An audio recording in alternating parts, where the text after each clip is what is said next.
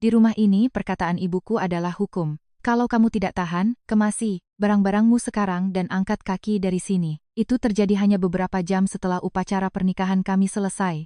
Saya perlahan mengambil selembar kertas yang jatuh di pangkuan saya, berisi daftar 30 aturan yang harus dipatuhi oleh seorang menantu perempuan.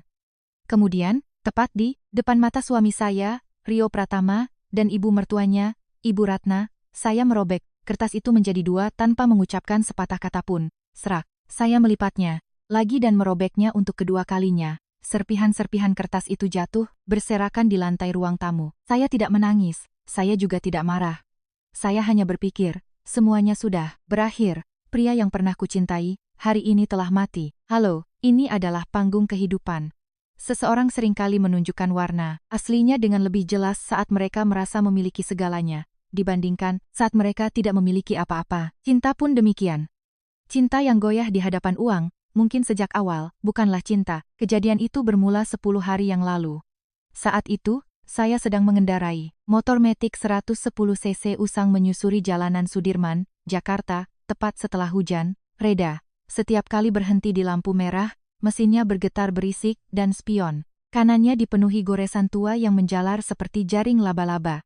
Itu adalah motor butut yang tidak jauh berbeda dengan yang biasa dipakai oleh para kurir pengantar barang. Orang-orang terkadang menatap saya dengan tatapan iba saat saya pergi bekerja dengan motor itu.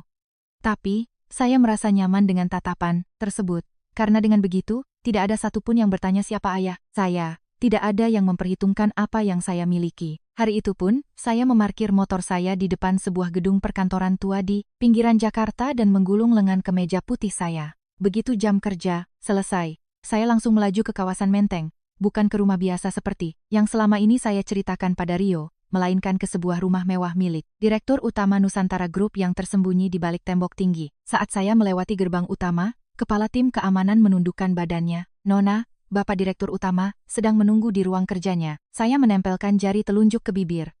Kalau di luar, panggil saya Nadhira saja. Pria itu tersenyum seolah sudah terbiasa dan kembali mengangguk. Saya mengambil handuk kecil di dekat pintu masuk untuk mengelap sisa air hujan, lalu langsung naik ke ruang kerja di lantai 2. Begitu pintu kayu solid yang berat itu dibuka, aroma kertas dan teh hitam tua langsung menyambut. Ayah saya, Budi Haryanto, duduk di balik meja kerja besarnya. Beliau adalah pria yang membangun Nusantara Group, konglomerasi raksasa yang menguasai jaringan department store dan pusat logistik di seluruh negeri dari nol dengan kedua tangannya sendiri. Di atas mejanya terdapat 2 buah kunci. Satu adalah kunci cadangan dari motor butut yang saya kendarai. Dan yang lainnya adalah kunci dari sebuah penthouse di SCBD yang belum pernah sekalipun saya tunjukkan pada Rio. Ayah melihat lengan baju saya yang basah lebih dulu daripada wajah saya. Kamu pakai motor itu lagi? Lebih baik daripada kena macet, jawab saya santai, sambil menuangkan teh hangat untuk ayah. Lagi pula, kalau saya pakai motor itu, orang-orang akan melihat saya apa adanya. Tatapan ayah menajam. Bukan orang-orang, tapi Rio Pratama, kan? Tangan saya sempat terhenti sejenak di atas cangkir teh. Ayah bukanlah tipe orang yang suka berteriak. Semakin rendah nada bicaranya, semakin berat tekanannya. Kamu sudah berpacaran dengannya selama 4 tahun sejak kuliah, dan sudah 2 tahun sejak kamu lulus dan bekerja. Sampai kapan kamu berniat membiarkan dia mengira kamu hanya anak dari keluarga biasa? Saya menatap cangkir teh yang mengepulkan uap. Pertama kali saya bertemu Rio adalah saat masa kuliah. Saat itu, Rio hampir tidak memiliki apa-apa. Demi membayar uang kuliah, ia masuk kelas di siang hari dan bekerja di dapur restoran. Pada malam harinya, di suatu malam musim hujan ketika saya jatuh sakit, ia adalah pria yang rela berjalan kaki selama 1 jam setelah kehabisan bus hanya untuk membawakan saya semangkuk bubur hangat. Saat kami berbagi satu payung, ia memiringkan payungnya ke arah saya meskipun bahunya sendiri basah kuyup. Karena itulah saya percaya, jika itu pria ini, dia akan mencintaiku meskipun aku bukan putri seorang Budi Haryanto. Berbekal keyakinan itu, saya menyembunyikan hampir semua hal kecuali ketulusan saya. Saya mengatakan bahwa ayah adalah seorang pensiunan pegawai swasta, dan selain fakta bahwa ibu telah lama meninggal, saya jarang menceritakan urusan keluarga. Saya juga mengaku bekerja sebagai staf administrasi biasa di sebuah perusahaan kecil. Setiap tanggal gajian, saya dan Rio makan pecel lele di pinggir jalan dan berjalan-jalan di sekitar bundaran HI untuk menghemat biaya kencan. Sampai saat itu, saya merasa bahagia. Setidaknya, itulah yang saya pikirkan. Rio melamar saya minggu lalu, kata saya. Dia bilang, meskipun perusahaannya sedang dalam masa sulit, dia sanggup bertanggung jawab atasku. Ayah tidak menjawab. Sebagai gantinya, beliau membuka laci dan mengeluarkan sebuah map hitam. Tak, di atas map yang jatuh di depan saya itu tertulis nama sebuah perusahaan, Pratama Karya. Sebuah perusahaan konstruksi kecil yang, menurut Rio adalah warisan dari mendiang ayahnya. Saat saya membuka map itu, ujung jari saya terasa dingin. Pinjaman jatuh tempo, penurunan nilai agunan, lonjakan utang jangka pendek, ditambah lagi dengan proposal proyek yang status kontraknya belum jelas. Di halaman terakhir, terdapat tanda merah, Divisi Investasi Strategis Nusantara Group pengajuan dana, investasi, 500 miliar rupiah. Ini, suara saya merendah. Rio mengajukan investasi ke Nusantara Group bukan lewat cara yang normal. Ayah melepas kacamatanya dan melipatnya. Perlahan, dia menggunakan beberapa calo perantara, menggelembungkan laporan keuangan, dan memanipulasi proposal proyek yang belum pasti seolah-olah tanahnya sudah diakuisisi. Saya tidak bisa berkata-kata untuk beberapa saat.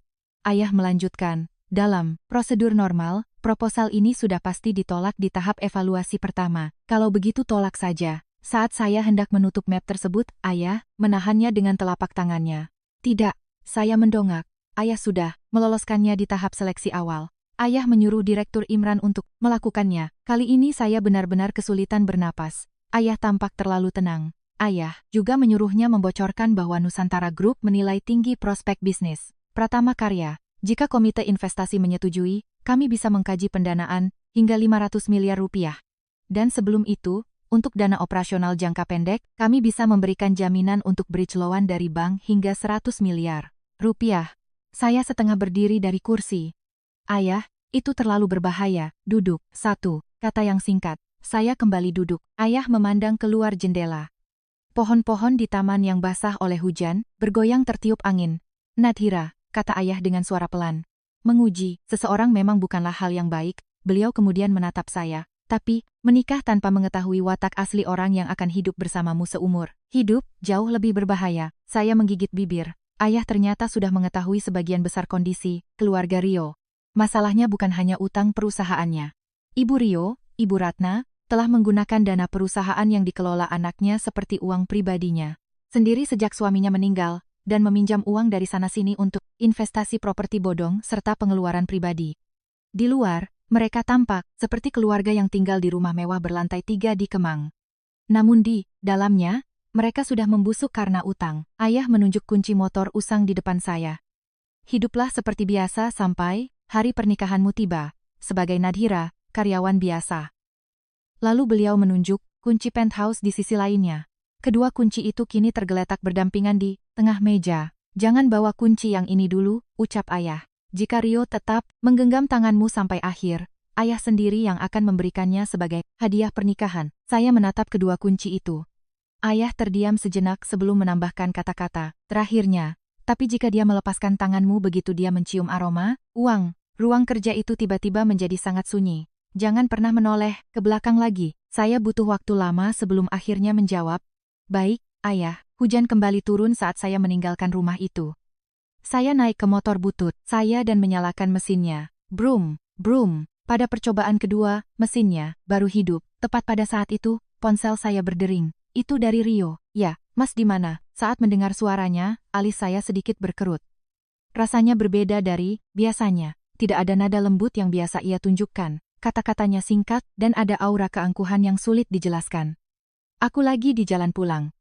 Malam, ini kamu datang ke rumahku. Itu bukan permintaan, melainkan hampir seperti perintah. Ibuku bilang ada hal yang perlu diselesaikan sebelum kita menikah. Ada masalah apa? Rio tertawa pelan. Urusan perusahaanku sepertinya bakal lancar. Pihak Nusantara Group sudah menunjukkan tanda-tanda positif. Kata-kata ayah beberapa jam yang lalu langsung terngiang di benak saya. Namun, Rio berbicara seolah uang 500 miliar itu sudah masuk ke rekeningnya. Oh ya, Nadhira, ya. Hari ini tolong parkir motor bututmu itu jauh-jauh dari rumahku. Jari saya terhenti di atas tuas rem. Kenapa? Jujur saja, itu bikin malu. Tetesan air hujan mengalir membasahi kaca helm saya. Rio tertawa sambil menambahkan, status keluargaku juga bakal beda dari yang dulu. Saya tidak mengatakan apa-apa, dan tolong pakai baju yang agak pantas. Ibuku bilang ada Hal yang harus dia ajarkan padamu sebelum kita menikah. Mengajarkan apa? Keheningan sejenak. Lalu, samar-samar saya bisa mendengar suara Ibu Ratna di ujung telepon. Rio, jangan kasih tahu dulu, biar dia dengar sendiri, supaya sadar diri. Rio kembali tertawa. Suara tawanya sangat mirip dengan tawa pria yang dulu saya cintai, tapi anehnya, hari itu tawanya terdengar seperti tawa orang asing. Sebelum menutup telepon, ia berkata, intinya begitu. Kalau kita menikah, keluargaku punya cara main sendiri.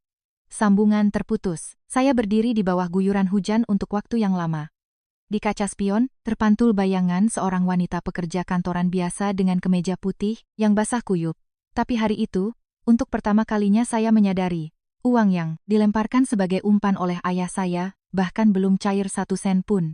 Tapi, pria yang telah saya cintai selama 6 tahun itu, sudah menelannya mentah-mentah. Saya perlahan menyalakan kembali mesin motor saya, dan melaju menuju rumah Rio. Saat itu, saya tidak tahu bahwa di atas meja makan rumah itu, aturan-aturan konyol yang harus saya patuhi, sejak saya menjadi istrinya sedang dipersiapkan, satu persatu. Dan saya juga tidak tahu bahwa hari di mana saya membaca halaman terakhir dari aturan itu, wanita miskin bernama Nadira akan menghilang untuk selamanya. Saya menarik tuas gas dengan tangan kanan saya sedikit lebih dalam, roda motor memercikkan genangan air di aspal yang basah. Dan saat saya menyeberangi jembatan Semanggi, air hujan yang dingin mengalir di sepanjang garis rahang di balik helm saya. Waktu menunjukkan pukul 9 malam lewat sedikit saat saya tiba di rumah Rio. Sebuah rumah berlantai 3 di sebuah gang di kawasan Kemang, Jakarta Selatan. Bagi orang yang pertama kali melihatnya, mereka akan mengira ini adalah rumah keluarga kaya. Dinding luarnya berlapis marmer abu-abu, gerbang besinya memiliki ornamen berwarna emas, dan ada patung singa dari batu yang sengaja dipajang di dekat pintu masuk. Namun jika dilihat lebih dekat, semuanya tampak sedikit usang. Ada jamur hitam di sela-sela marmer, lampu sensor di pintu masuknya berkedip mati nyala, dan mobil Eropa yang terparkir di garasi adalah mobil sewaan yang cicilannya sudah nunggak berbulan-bulan. Saya memarkir motor di samping tembok pagar dan mengeluarkan kantong plastik berisi buah dari keranjang. Hanya apel dan pir yang tidak mahal. Itu adalah buah yang dulu disukai Rio. Saat saya menekan bel, pintu terbuka. Ibu Ratna sudah berdiri di balik pintu. Begitu melihat saya, pandangannya menyapu dari ujung kepala hingga ujung kaki dengan lambat. Kamu tidak punya konsep waktu ya, bagaimana nanti? Sambil melepas sepatu, saya menjawab pelan, hujan turun, jadi saya sedikit apanya? Potong Ibu Ratna sambil mencibir. Nanti kalau sudah jadi, menantu di rumah ini, jangan harap kamu bisa pulang lewat jam 9 malam. Bagaimana jadinya rumah tangga kalau perempuan keluyuran malam-malam begini? Alih-alih menjawab, saya meletakkan kantong buah itu di atas meja makan. Ruang tamu itu dipenuhi aroma parfum yang menyengat bercampur dengan asap rokok. Rio sedang duduk bersandar dalam di sofa. Di satu tangannya ada segelas whisky, dan di meja depannya berserakan proposal proyek berlogo Pratama Karya serta dokumen-dokumen bank. Sulit dipercaya bahwa dia adalah pria yang sama yang beberapa hari lalu minum bir kaleng murah bersamaku di minimarket. Apa itu? Rio melirik tajam ke arah kantong plastik di tangan saya. Kamu beli buah di mana? Di pasar depan. Rio berdecak sambil meletakkan gelasnya. Nadira. Sudah berapa kali ku bilang, ia menunjuk kantong plastik itu dengan jarinya. Kalau mau beli ginian, beli di supermarket mal atau tempat buah impor. Berhenti bawa-bawa kantong kresek dari pasar. Saya menatap wajah Rio. Pria itu melanjutkan, kamu kan tahu ibuku tidak bisa makan sembarang makanan. Padahal, baru 3 bulan yang lalu, dialah pria yang membawa pulang sekantong jeruk seharga Rp10.000 dari pasar, dan menyuapkan jeruk yang paling manis ke mulut saya. Yang berubah bukanlah buahnya, tapi sepasang mata yang memandang buah itu. Saya duduk di kursi seberangnya. Sepertinya urusan perusahaanmu berjalan lancar. Bukan sekadar lancar. Sudut bibir Rio terangkat, seolah sudah menunggu pertanyaan itu. Ia mencondongkan tubuhnya ke depan. Pihak Nusantara Group menilai data perusahaan kita dengan sangat positif. Oh ya? Orang dari divisi investasi strategis menghubungiku langsung. Rio mengetuk meja dengan jarinya. Mereka bilang, mereka bisa mengkaji investasi hingga skala 500 miliar. Ada nada mabuk dalam suaranya saat menyebut angka itu. Ia tampak seperti seseorang yang sedang menghitung uang yang sudah menjadi miliknya. Ibu Ratna menyela seolah tidak mau kalah. Kan ibu sudah bilang, Rio kita ini memang ditakdirkan jadi orang besar. Wanita itu tersenyum sambil melipat tangannya. Kamu harusnya lihat bagaimana sikap orang-orang bank berubah hari ini. Selama ini kalau ditelepon, stafnya selalu beralasan sedang tidak di tempatlah, sedang dievaluasilah. Tapi begitu dengar Nusantara Group mau investasi, mereka langsung yang hubungi duluan. Saya menatap selembar dokumen yang terbuka di depan Rio. Tepat di bawah formulir permohonan perpanjangan jatuh tempo, ada formulir pengajuan restrukturisasi utang dari bank lain. Saya bertanya layaknya orang yang tidak tahu apa-apa, kalau begitu, utang perusahaan juga bisa diselesaikan? Ekspresi Rio menegang sedetik sebelum senyumnya kembali. Utang? Di dunia, bisnis itu namanya leverage. Tapi ada yang nunggak juga, kan? Dulu kamu bilang, begitu. Siapa yang bilang? Nada suaranya meninggi. Saya memandangnya, lurus-lurus. Dulu kamu sendiri yang bilang kamu sedang kesulitan. Rio meneguk whiskinya. Itu cerita lama. Terdengar suara tak yang keras saat ia menaruh gelasnya. Minggu depan, kalau jaminan bridge loan dari pihak Nusantara sudah cair, aku bisa langsung mutar dana cair sampai 100 miliar. Bayar pinjaman, lama, ambil proyek baru, selesai urusan. Ibu Ratna mengangguk puas. Makanya, resepsi pernikahannya juga harus diubah. Saya mengalihkan pandangan kepadanya. Resepsi pernikahan? Awalnya kami mau, buat sederhana saja, kata Ibu Ratna sambil memperhatikan kuku-kukunya. Keluargamu juga dari kampung, kondisi keuangan kalian juga pas-pasan. Kupikir, cukup sewa gedung pertemuan biasa. Tapi sekarang, kata kondisi keuangan, meluncur begitu saja dengan sangat alami dari mulutnya. Posisi Rio kita sudah berbeda sekarang. Ibu Ratna mengangkat dagunya. Orang yang bekerja sama dengan Nusantara Group mengurus proyek 500 miliar tidak mungkin menikah di gedung pinggiran.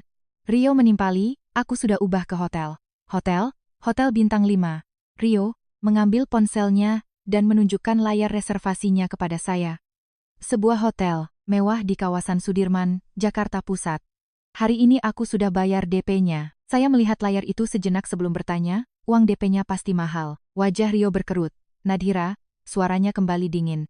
Mulai sekarang, kalau bicara soal uang, jangan pakai nada bicara orang melarat. Nada bicara orang melarat, selalu bilang mahal, harus hemat, harus ingat kondisi keuangan. Rio mencibir, sampai kapan kamu mau hidup cuma mikirin uang receh? Saya menatap Rio tanpa berkata apa-apa. Mengira saya kehabisan kata-kata, Rio berbicara lebih percaya diri. Bagi pengusaha, gengsi itu adalah aset. Di pernikahan ini, orang bank dan para direktur klienku akan datang. Beberapa petinggi Nusantara Group juga mungkin datang. Ibu Ratna bertepuk tangan, makanya ibu panggil kamu hari ini. Ia duduk tegak, ibu mau atur urusan uang amplop, angpau, dari sekarang. Bagaimana maksudnya? Uang amplop dari tamu pihak laki-laki, kami yang kelola. Hal itu diucapkannya dengan begitu natural, sehingga saya mengira saya salah dengar. Semuanya? Lalu, yang lain? Biaya pernikahan kan tidak ditanggung sepenuhnya oleh pihak kalian? Saya bertanya dengan tenang, yang membuat mata Ibu Ratna menyipit. Kamu ini tidak paham bahasa manusia ya? Ibu Ratna mengetuk meja makan. Dengan jarinya, uang amplop dari tamu pihak laki-laki ini sudah ibu kumpulkan dengan susah payah selama bertahun-tahun. Jadi itu milik ibu? Dan untuk biaya catering, pihakmu. Saya berhenti sejenak sebelum menyela. Kalau biaya catering di hotel itu ratusan ribu per orang, berarti catering untuk keluarga saya, pihak saya yang harus bayar sendiri? Tentu saja, Ibu Ratna mengerutkan kening. Memangnya berapa banyak kerabatmu yang datang? Rio mengeluarkan sebatang rokok. Pemantiknya berbunyi klik. Saat mendengar suara itu, saya perlahan mengangkat pandangan saya. Rio tahu bahwa saya alergi asap rokok. Selama pacaran, dia tidak pernah merokok di depan saya. Namun hari ini, dia dengan santainya mengisap rokok itu. Asap pertamanya melayang ke arah saya. Saya tidak menggerakkan satu jari pun. Ibu Ratna terus berbicara. Tamu-tamu dari pihak kami itu minimal akan kasih amplop jutaan. Kalau dari bos-bos, pasti ada yang kasih 5 atau 10 juta. Tapi pihakmu kan cuma kerabat dari kampung. Ia mendengus geli. Masa mereka kasih amplop 50 ribu tapi makan hidangan hotel? Kami yang rugi dong. Rio, sambil menghembuskan asap rokok, ikut menambahkan. Perkataan ibu ada benarnya. Saya menatap Rio. Kamu juga berpikir begitu?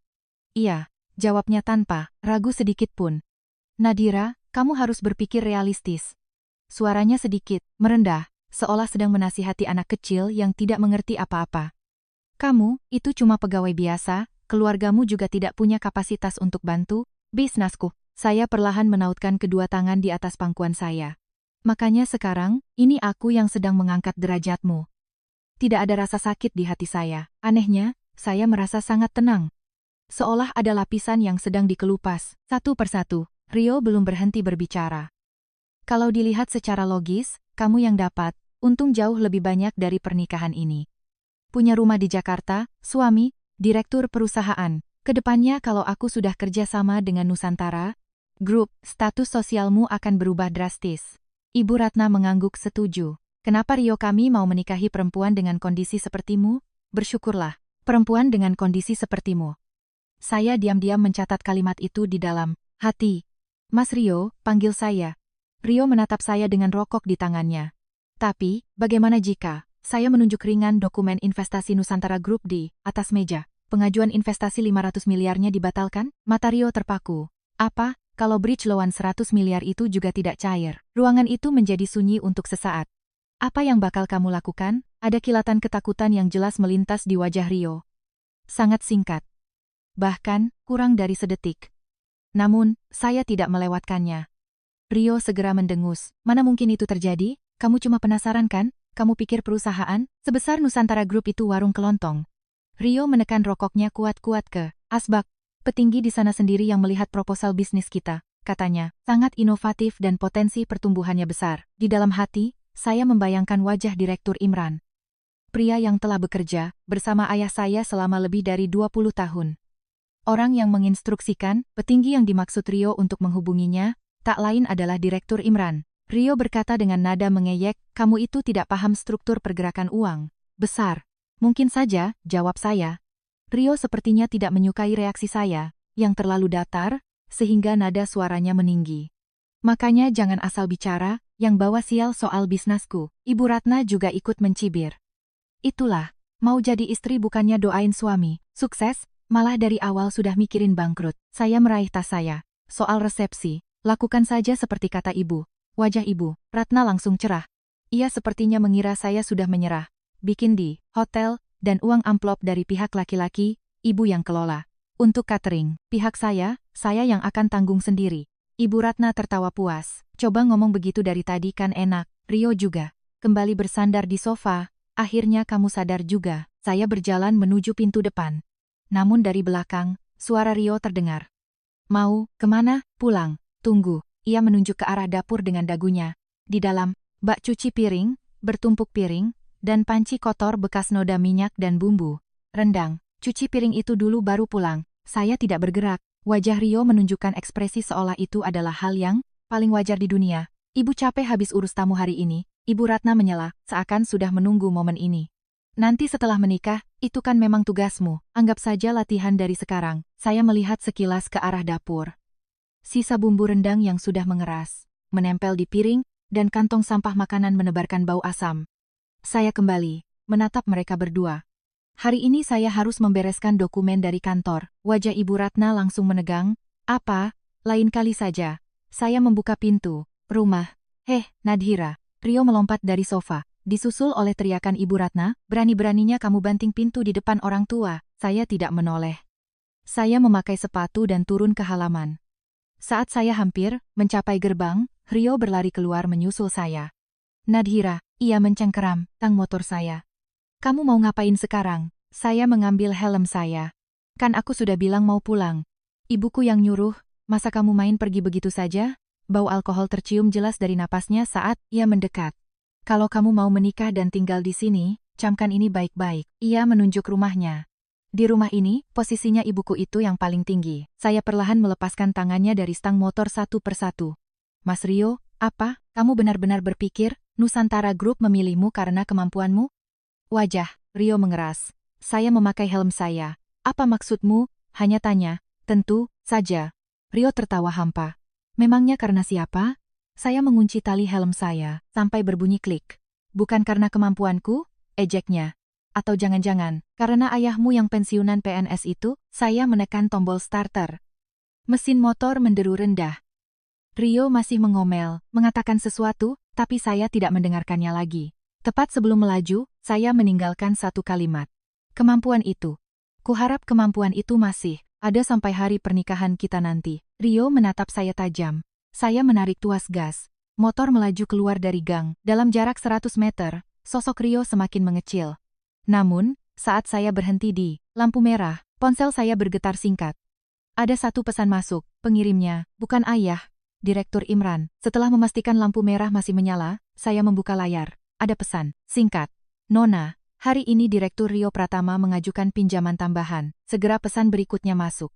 Mereka menarik limit agunan semaksimal mungkin, menggunakan surat konfirmasi rencana investasi Nusantara Group sebagai jaminan. Saya menatap layar itu cukup lama. Kemudian kalimat ketiga muncul. Bapak, Direktur Utama bertanya, apakah Nona tetap ingin melanjutkan pernikahan sesuai rencana? Setetes air hujan jatuh di atas layar. Saya menghapus tetesan air itu dengan jari. Lampu berubah hijau. Beberapa detik kemudian, saya mengirim 3 kata, singkat kepada Direktur Imran. Silakan, lanjutkan saja. Saya memasukkan ponsel ke saku dalam jaket. Motor saya kembali membelah hujan. Sejak hari itu hingga hari pernikahan, waktu berlalu dengan sangat cepat. Hari demi hari Rio semakin sibuk. Atau lebih tepatnya, bukan sibuk, melainkan semakin mabuk oleh delusi bahwa ia telah menjadi orang hebat. Dulu, ia biasa menelepon beberapa kali sehari, tapi sekarang mulai jarang. Kalau saya yang menghubungi, duluan, balasannya hanya pesan singkat, sedang rapat. Namun di malam hari, ia selalu mengirim cerita-cerita untuk pamer. Manajer bank mengajaknya makan. Duluan, direktur perusahaan klien memuji insting bisnisnya, pihak Nusantara Group melihat potensi pertumbuhan Pratama Karya yang tinggi.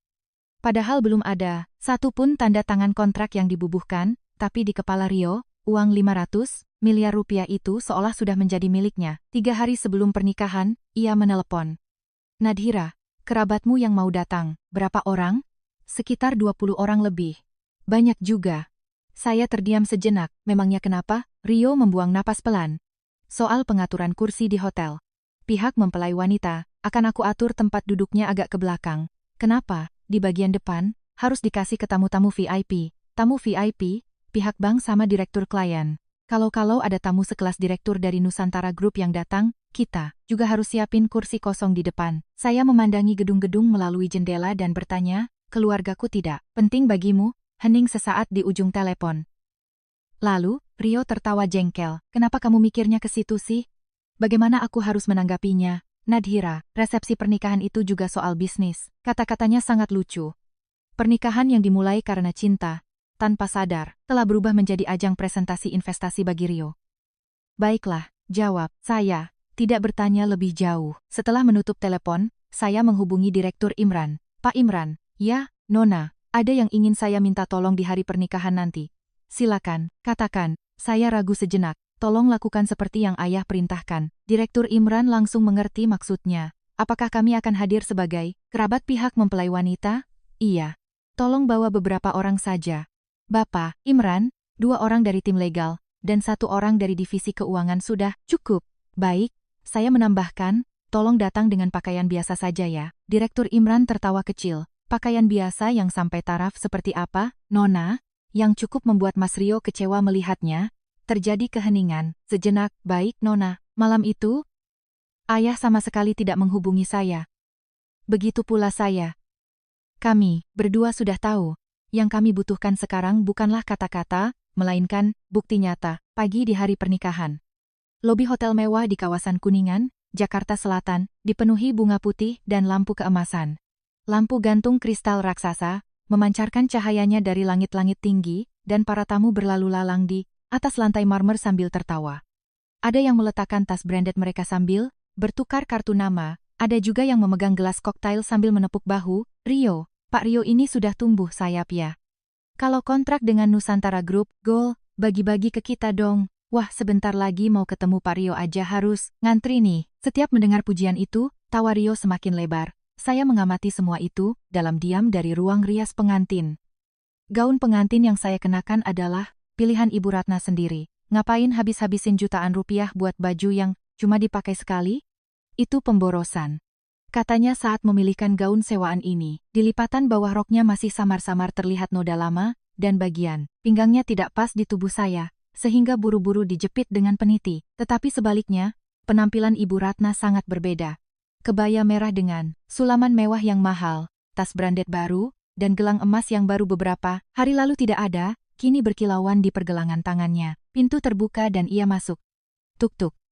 Suara hak sepatunya memukul lantai marmer. Ibu Ratna langsung berhenti tersenyum begitu melihat saya. Masih duduk saja, kamu, saya menatapnya melalui cermin. Sebentar lagi saya keluar untuk foto. Kerabatmu sudah datang semua? Sudah. Berapa orang? 23 orang. Bibir Ibu Ratna mencibir. Lebih banyak dari dugaanku. Ia melangkah mendekati. Saya, ingat ya, makanan hari ini mahal-mahal semua. Saya menoleh. Iya, kerabatmu itu loh, suaranya merendah. Berasal dari kampung, jangan sampai. Mereka norak gara-gara lihat makanan mewah. Suruh mereka jaga gengsi sedikit. Saya menatapnya selama beberapa detik. Ibu, panggil saya untuk pertama kalinya, di hari itu. Sudut bibir Ibu Ratna terangkat puas. Nah, gitu dong, akhirnya, panggilannya benar. Memangnya kerabat saya melakukan apa sampai ibu bilang, begitu? Belum sih. Tapi, wajah Ibu Ratna mengeras, ibu cuma mengingatkan. Kamu tahu kan tamu-tamu Rio hari ini siapa saja? Kurang tahu. Petinggi bank, direktur perusahaan konstruksi, investor. Suaranya semakin nyaring. Dari pihak Nusantara Group pun mungkin ada yang datang. Saya menatap wajah saya sendiri di cermin. Wajah yang jauh lebih asing dari biasanya karena polesan foundation tebal dan riasan warna-warni yang mencolok. Sesuai permintaan Ibu Ratna, perias menempelkan alas bedak yang setingkat lebih putih dari warna asli kulit saya berlapis-lapis. Kira-kira siapa yang akan datang dari Nusantara? Tanya saya. Ibu Ratna mendengus. Kamu masih belum sadar, ia di posisi apa Rio sekarang? Tepat saat itu, pandangannya tertuju pada kotak perhiasan kecil di sudut meja, rias. Di dalamnya berisi perhiasan seserahan dan cincin dari pihak wanita. Ibu Ratna dengan santainya membuka kotak tersebut. Cuma ini, hanya ada gelang emas, tipis dan beberapa perhiasan kecil lainnya. Semuanya adalah barang-barang biasa, yang sengaja saya siapkan. Ia mengangkat gelang itu dengan dua jarinya. Ayahmu, menikahkan putrinya cuma kasih ini? Saya diam memperhatikan ekspresinya. Itu, sesuai kemampuan ayah saya. Kemampuan? Ibu Ratna terkekeh. Lalu, ia mulai memasukkan perhiasan di kotak itu satu persatu ke dalam tasnya. 1, 2, sampai cincin terakhir. Ibu mau menyimpannya? Memangnya kamu yang mau simpan? Terdengar bunyi resleting tas ditarik. Kalau sudah berkeluarga, urusan uang ibu yang pegang.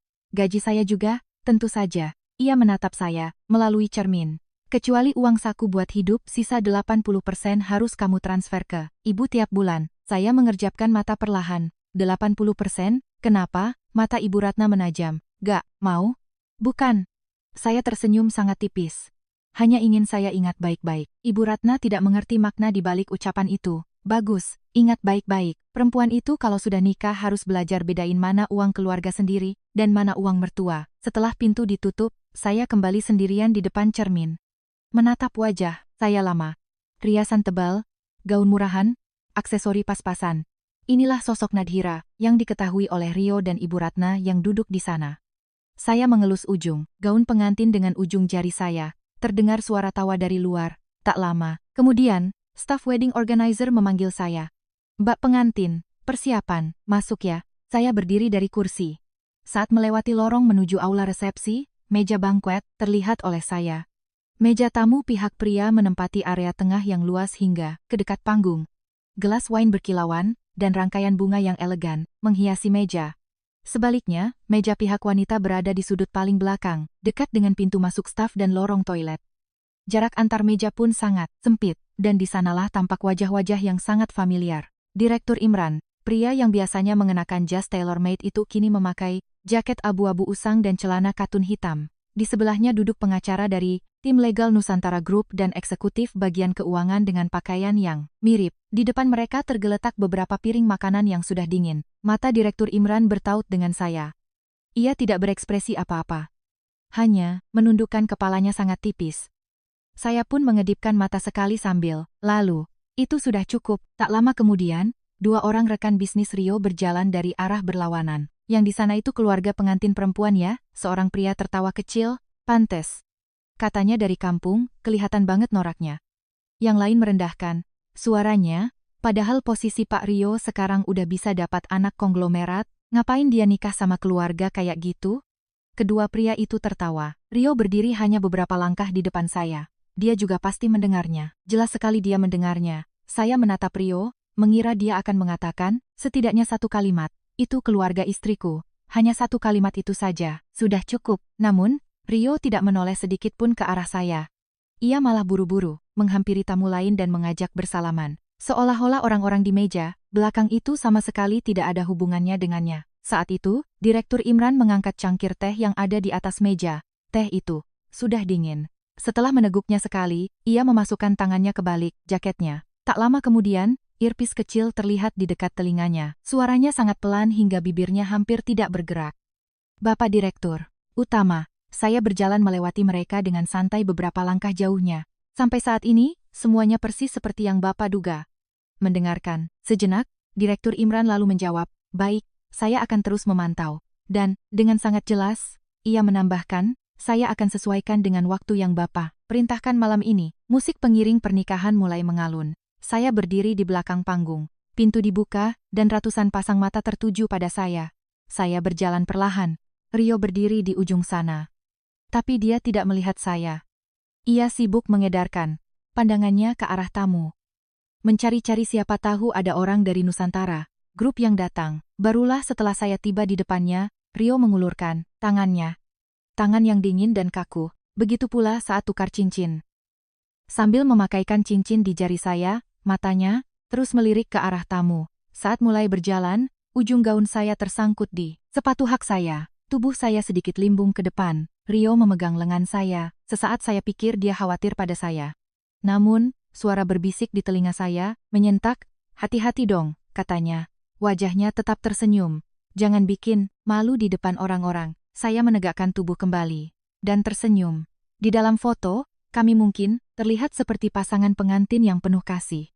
Bahkan setelah upacara selesai, Rio hampir tidak ada di sisi saya. Ia sibuk menuangkan minuman untuk orang bank, bertukar kartu nama dengan pengusaha, dan membanggakan perusahaannya. Ibu Ratna terus mengantongi amplop uang yang masuk ke dalam tasnya. Pukul 10 malam lewat, tamu terakhir pulang. Saya menoleh ke arah meja pihak wanita, sudah kosong. Direktur Imran juga sudah menghilang. Ponsel saya bergetar sekali. Saya tidak mengeceknya. Di depan hotel, mobil sewaan Rio sudah menunggu. Ibu Ratna mendorong punggung saya. Cepat masuk. Ia memeluk erat tasnya yang menggembung oleh amplop sumbangan dengan kedua tangannya. Banyak yang harus diurus di rumah. Mobil melaju. Saya memandang keluar jendela. Cahaya keemasan lampu hotel perlahan menjauh. Di kaca jendela mobil, terpantul sisa-sisa riasan pengantin tebal di wajah saya. Di sebelah saya, Rio yang sudah terpengaruh alkohol sibuk mengirim pesan di ponselnya. Ibu Ratna terus-menerus menghitung amplop. Tidak ada satupun yang bertanya apakah hari ini saya baik-baik saja. Sesampainya di rumah, Rio turun lebih dulu. Ia membuka pintu depan dan menunjuk saya dengan dagunya. Cepat masuk. Saya mengangkat gaun pengantin dan menaiki tangga. Banyak yang harus kita kerjakan malam ini. Lampu ruang tamu dinyalakan. Begitu duduk di sofa, Ibu Ratna langsung melempar sepatunya. Ia meletakkan tas berisi amplop di atas meja. Nadhira, panggilnya. Pergi ke dapur, buatkan teh. Dengan masih memakai gaun pengantin, saya masuk ke dapur. Saya mengisi air ke dalam ketel listrik. Saat air mulai mendidih, getaran rendah memenuhi dapur yang sempit itu. Pada saat yang sama, terdengar suara mesin printer bekerja dari lantai 2.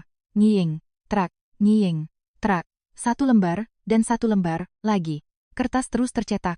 Beberapa saat kemudian, suara langkah kaki berat menuruni tangga. Saya meletakkan 3 cangkir teh di atas nampan. Rio turun ke ruang tamu. Ia sudah melepaskan jas dan dasi pengantinnya. Di satu tangannya, ia memegang setumpuk kertas tebal yang masih tercium bau khas printer. Saya meletakkan nampan di atas meja makan. Rio berjalan ke hadapan saya. Tanpa penjelasan apa pun, ia membanting tumpukan kertas itu dengan keras ke atas meja kaca. Brak, sendok teh kecil melompat karena benturan itu sebelum jatuh kembali. Rio menunjuk kertas itu dengan dagunya. Baca. Di tengah halaman pertama tertulis dengan huruf tebal, 30 aturan yang wajib dipatuhi oleh menantu di keluarga ini. Saya meletakkan ujung jari di sudut halaman pertama. Perlahan membaliknya. Dari kertas tersebut masih terasa sisa-sisa panas printer yang belum hilang sepenuhnya. 1. Bangun pukul 4.30 pagi untuk menyiapkan sarapan dan teh, serta menyelesaikan kebersihan dasar dari lantai 1 hingga lantai 3 sebelum berangkat kerja. Jari, saya bergeser ke halaman berikutnya. 7. Serahkan 80% gaji bulanan kepada ibu mertua dengan alasan biaya hidup.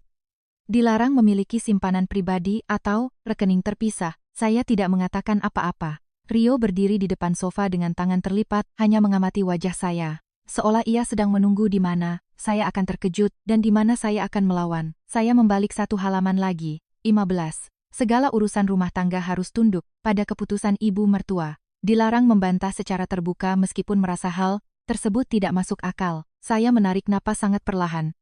Ibu Ratna mengangkat cangkir tehnya dan berkata, bukan hal yang berat kok sampai harus dibaca selama itu. Saya tidak mengalihkan pandangan dari kertas itu. 22. Kunjungan ke rumah orang tua harus mendapat izin sebelumnya dari suami dan ibu mertua. Laporan minimal 3 hari sebelumnya, dan dilarang memberikan uang tunai, hadiah, barang elektronik, atau perlengkapan rumah tangga kepada orang tua tanpa izin. Ujung jari saya terhenti, saya membaca kalimat itu sekali lagi. Izin, laporan, tidak ada kata-kata seperti itu dalam definisi sebuah pernikahan. Tapi di dalam lembaran kertas ini, saya bukan diperlakukan sebagai seorang istri, melainkan objek yang harus dikontrol. Saya membaliknya ke halaman terakhir. 30. Wajib berusaha secara proaktif untuk melahirkan anak laki-laki dalam 1 tahun setelah pernikahan. Meneruskan garis, keturunan keluarga adalah prioritas utama, dan alasan pribadi atau urusan pekerjaan yang mengganggu hal ini akan dikesampingkan. Setelah membaca kalimat tersebut, saya meletakkan kertas itu.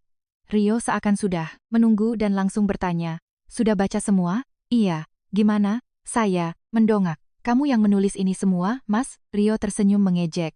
Kenapa? Kamu pikir aku tidak bisa? Kapan kamu menulisnya? Tadi malam. Ia bersandar bangga di sandaran sofa. Aku menghabiskan waktu lebih dari 2 jam untuk menyusunnya. Ibu Ratna menyela, kamu tahu kan betapa telitinya Rio? Batasan ini memang harus dipertegas sebelum menikah biar nanti tidak ada cekcok. Saya memandang mereka berdua bergantian. Aturan supaya tidak ada cekcok. Padahal cuma satu pihak yang harus mematuhinya. Alis Ibu Ratna berkerut. Maksudmu, hanya ada kewajibanku di sini, tapi tidak ada kewajiban Mas Rio? Sudut bibir Rio berkedut. Mulai lagi deh. Ia menepuk pelan kertas itu dengan telapak tangannya. Nadhira, peran suami dan istri itu nggak bisa disamakan. Bedanya di mana? Aku cari uang dan berbisnis di luar, kata Rio. Saya menatapnya tanpa bicara. Kamu kerja kantoran paling gajinya berapa sih? Iya, menunjuk gaun saya dari atas ke bawah. Sejujurnya, gajimu sebulan itu lebih kecil dari uang yang aku keluarin sekali buat traktir klien. Ibu Ratna langsung menimpali. Makanya, perempuan itu kalau sok jago karena punya penghasilan sendiri, rumah tangganya bakal hancur. Ia meletakkan cangkirnya. Kalau laki-laki yang cari uang besar, sudah sepantasnya perempuan yang urus rumah dan layani orang tua. Saya bertanya dengan sangat pelan, uang besar itu. Alis Rio terangkat, kan belum cair. Brak, telapak tangan Rio menghantam meja kaca. Mulai lagi kamu. Air di dalam, cangkir teh berguncang. Bisa nggak sih nggak usah ngomong yang bawa sial di hari kayak gini. Aku cuma bilang fakta. Fakta? Suara Rio berubah kasar. Nusantara Group sudah mulai proses review jaminan, dan pihak bank juga bilang, bakal buka limit pinjaman. Semuanya secara teknis sudah selesai. Tanda tangannya. Rio mendadak terdiam. Saya menatapnya dengan ekspresi yang sama dan kembali bertanya, apakah kamu sudah tanda tangan di kontrak investasi finalnya? Itu kan cuma prosedur. Surat komitmen bridge loan. Sudah resmi turun, wajah Rio dengan cepat memerah. Kamu sekarang berani meremehkanku? Tidak, saya memiringkan kepala sedikit. Mas Rio terlalu yakin, makanya aku penasaran. Kata-kata itu rupanya melukai harga dirinya. Rio berdiri. Lucu banget ya kamu, ini. Ia melangkah mendekati saya. Kamu pikir kamu lebih tahu urusan bisnis daripada aku? Saya mendongak. Aku tidak pernah bilang begitu. Raut wajahmu yang bilang begitu. Ibu Ratna pun ikut berdiri. Baru selesai resepsi saja dia sudah berani menunjukkan watak aslinya. Ia mendekat dan mengacungkan jarinya di depan wajah saya. Dengar baik-baik ya, suaranya melengking tajam. Kamu tahu tidak berkat, siapa kamu bisa menggelar resepsi di hotel seperti tadi? Saya tidak menjawab. Berkat Rio kami yang mau membawamu, kamu baru bisa diperlakukan layaknya manusia. Diperlakukan layaknya manusia. Kata-kata itu terngiang lama di telinga saya. Ibu Ratna melangkah selangkah lebih dekat. Dengan kondisi keluargamu, mimpi apa? Kamu bisa lihat pernikahan mewah seperti ini seumur hidupmu? Tiba-tiba saya teringat wajah Direktur Imran yang sedang duduk di sudut sempit di belakang hotel, menyantap makanan yang sudah dingin. Pria yang telah mengeksekusi puluhan kontrak distribusi besar di luar negeri bersama ayah saya, pengacara yang bertanggung jawab atas tim legal Nusantara Group. Eksekutif keuangan yang mengelola arus dana ratusan triliun rupiah. Bagi Rio dan Ibu Ratna, mereka hanyalah kerabat miskin dari kampung. Saya tersenyum sangat tipis dalam hati. Cara seseorang melihat uang memang aneh. Mereka tidak bisa mengenali orang yang benar-benar punya uang, tapi justru rela berlutut mencium aroma uang yang bahkan belum jadi milik mereka. Rio kembali mendorong tumpukan kertas itu ke arah saya. Sudahlah, suaranya merendah. Tanda tangani di halaman terakhir ini. Saya menurunkan pandangan. Di bagian bawah tertulis dengan huruf kecil, saya memahami sepenuhnya isi dari Saleh, aturan ini, dan berjanji akan mematuhinya dengan sungguh-sungguh demi menjaga ketertiban keluarga ini. Di bawahnya telah disiapkan kolom tanda tangan. Nadhira Haryanto. Nama saya sudah tercetak di sana. Saya memandangi nama itu lama-lama. Kamu pikir ini punya kekuatan hukum? Tanya saya. Rio mencibir. Kekuatan hukum apanya? Ini cuma sebagai bentuk janji. Kalau kamu tidak mau. Suasana ruang tamu berubah. Tatapan Rio menjadi dingin. Kalau tidak mau tanda tangan, mau apa? Ibu Ratna tertawa sinis. Mau apa lagi? Ia melipat tangannya di dada. Ngapain? Kami piara menantu yang gak mau nurut. Rio juga menatap saya dari atas. Nadhira. Kali ini nada bicaranya tidak lagi memanggil dengan sebutan sayang, melainkan penuh ancaman. Lakukan saja selagi aku masih bicara baik-baik. Kalau aku menolak, terdengar tawa singkat dari mulut Rio. Ya sudah, angkat kaki saja. Saya mengerjapkan mata sekali. Dia berkata dengan lebih jelas. Di rumah ini, perkataan ibuku adalah hukum tertinggi. Senyum puas mengembang di sudut bibir Ibu Ratna. Rio menunjuk pintu depan dengan jarinya. Kalau kamu tidak tahan, kemasi barang-barangmu sekarang dan angkat kaki dari sini. Beberapa saat tidak ada suara yang terdengar. Hanya detak jarum jam dinding yang berbunyi tik-tok, tik-tok. Saya menatap wajah Rio cukup lama. Wajah pria yang dulu memiringkan payungnya untuk saya di masa kuliah. Wajah yang membawakan kue kecil di hari ulang tahun saya meski uang kerja paruh waktunya pas-pasan. Wajah yang menggendong saya berlari menaiki tangga IGD saat saya sakit. Wajah-wajah itu berlapis-lapis lalu menghilang. Seberapapun saya mencoba mencocokkannya dengan wajah yang tersisa di depan saya saat ini, semuanya tidak bisa terhubung. Entah orangnya yang berubah, atau saya yang terlalu lama mencintai sebuah topeng. Sekarang itu tidak penting lagi. Rio mengira ia telah menang karena saya tidak bisa berkata-kata. Sudut bibirnya sedikit terangkat. Kalau sudah paham, tanda tangani. Ibu Ratna menunjuk ke arah dapur. Setelah tanda tangan, langsung mulai cuci piring. Dia melanjutkan dengan santainya, seolah sedang menentukan menu sarapan. Besok pagi, cuci semua piring kotor hari ini, pel ruang tamu, dan pisahkan sampah sebelum tidur. Saya menatapnya tanpa berkata apa-apa. Besok pagi bukan jam 4:30 tapi jam 4, Ibu Ratna membuka jari-jarinya. Kebiasaan harus dibentuk sejak hari pertama. Rio tertawa. Ibu, ini kan hari pertama, masa langsung disuruh kerja keras? Begitu, bikin jam 5 sajalah. Hari ini kan dia juga capek habis resepsi. Kedua, ibu dan anak itu tertawa bersama. Mendengar tawa itu, saya perlahan melihat ke bawah. Di atas pangkuan saya, tergeletak 30 aturan tersebut. Saya mengulurkan tangan. Ekspresi Rio melunak, puas. Ia mengira saya akan mengambil pulpen. Tetapi, alih-alih pulpen, saya mengambil tumpukan kertas itu dan perlahan berdiri. Sudah selesai bicaranya. Senyum Rio terhenti. Apa? Kalian berdua? Saya bertanya sambil memegang kertas di satu tangan. Sudah selesai mengatakan semua yang ingin kalian katakan? Suara saya begitu tenang sampai-sampai saya sendiri terkejut. Rio mengerutkan kening. Nada bicaramu kenapa begitu? Saya tidak menjawab. Saya meletakkan kertas itu kembali ke atas meja, lalu mengangkat ujung gaun pengantin saya dan berjalan menuju kamar mandi di lantai 1, di sudut ruang tamu. Hei! Panggil Rio. Saya tidak berhenti. Nadhira. Rio meraih gagang pintu.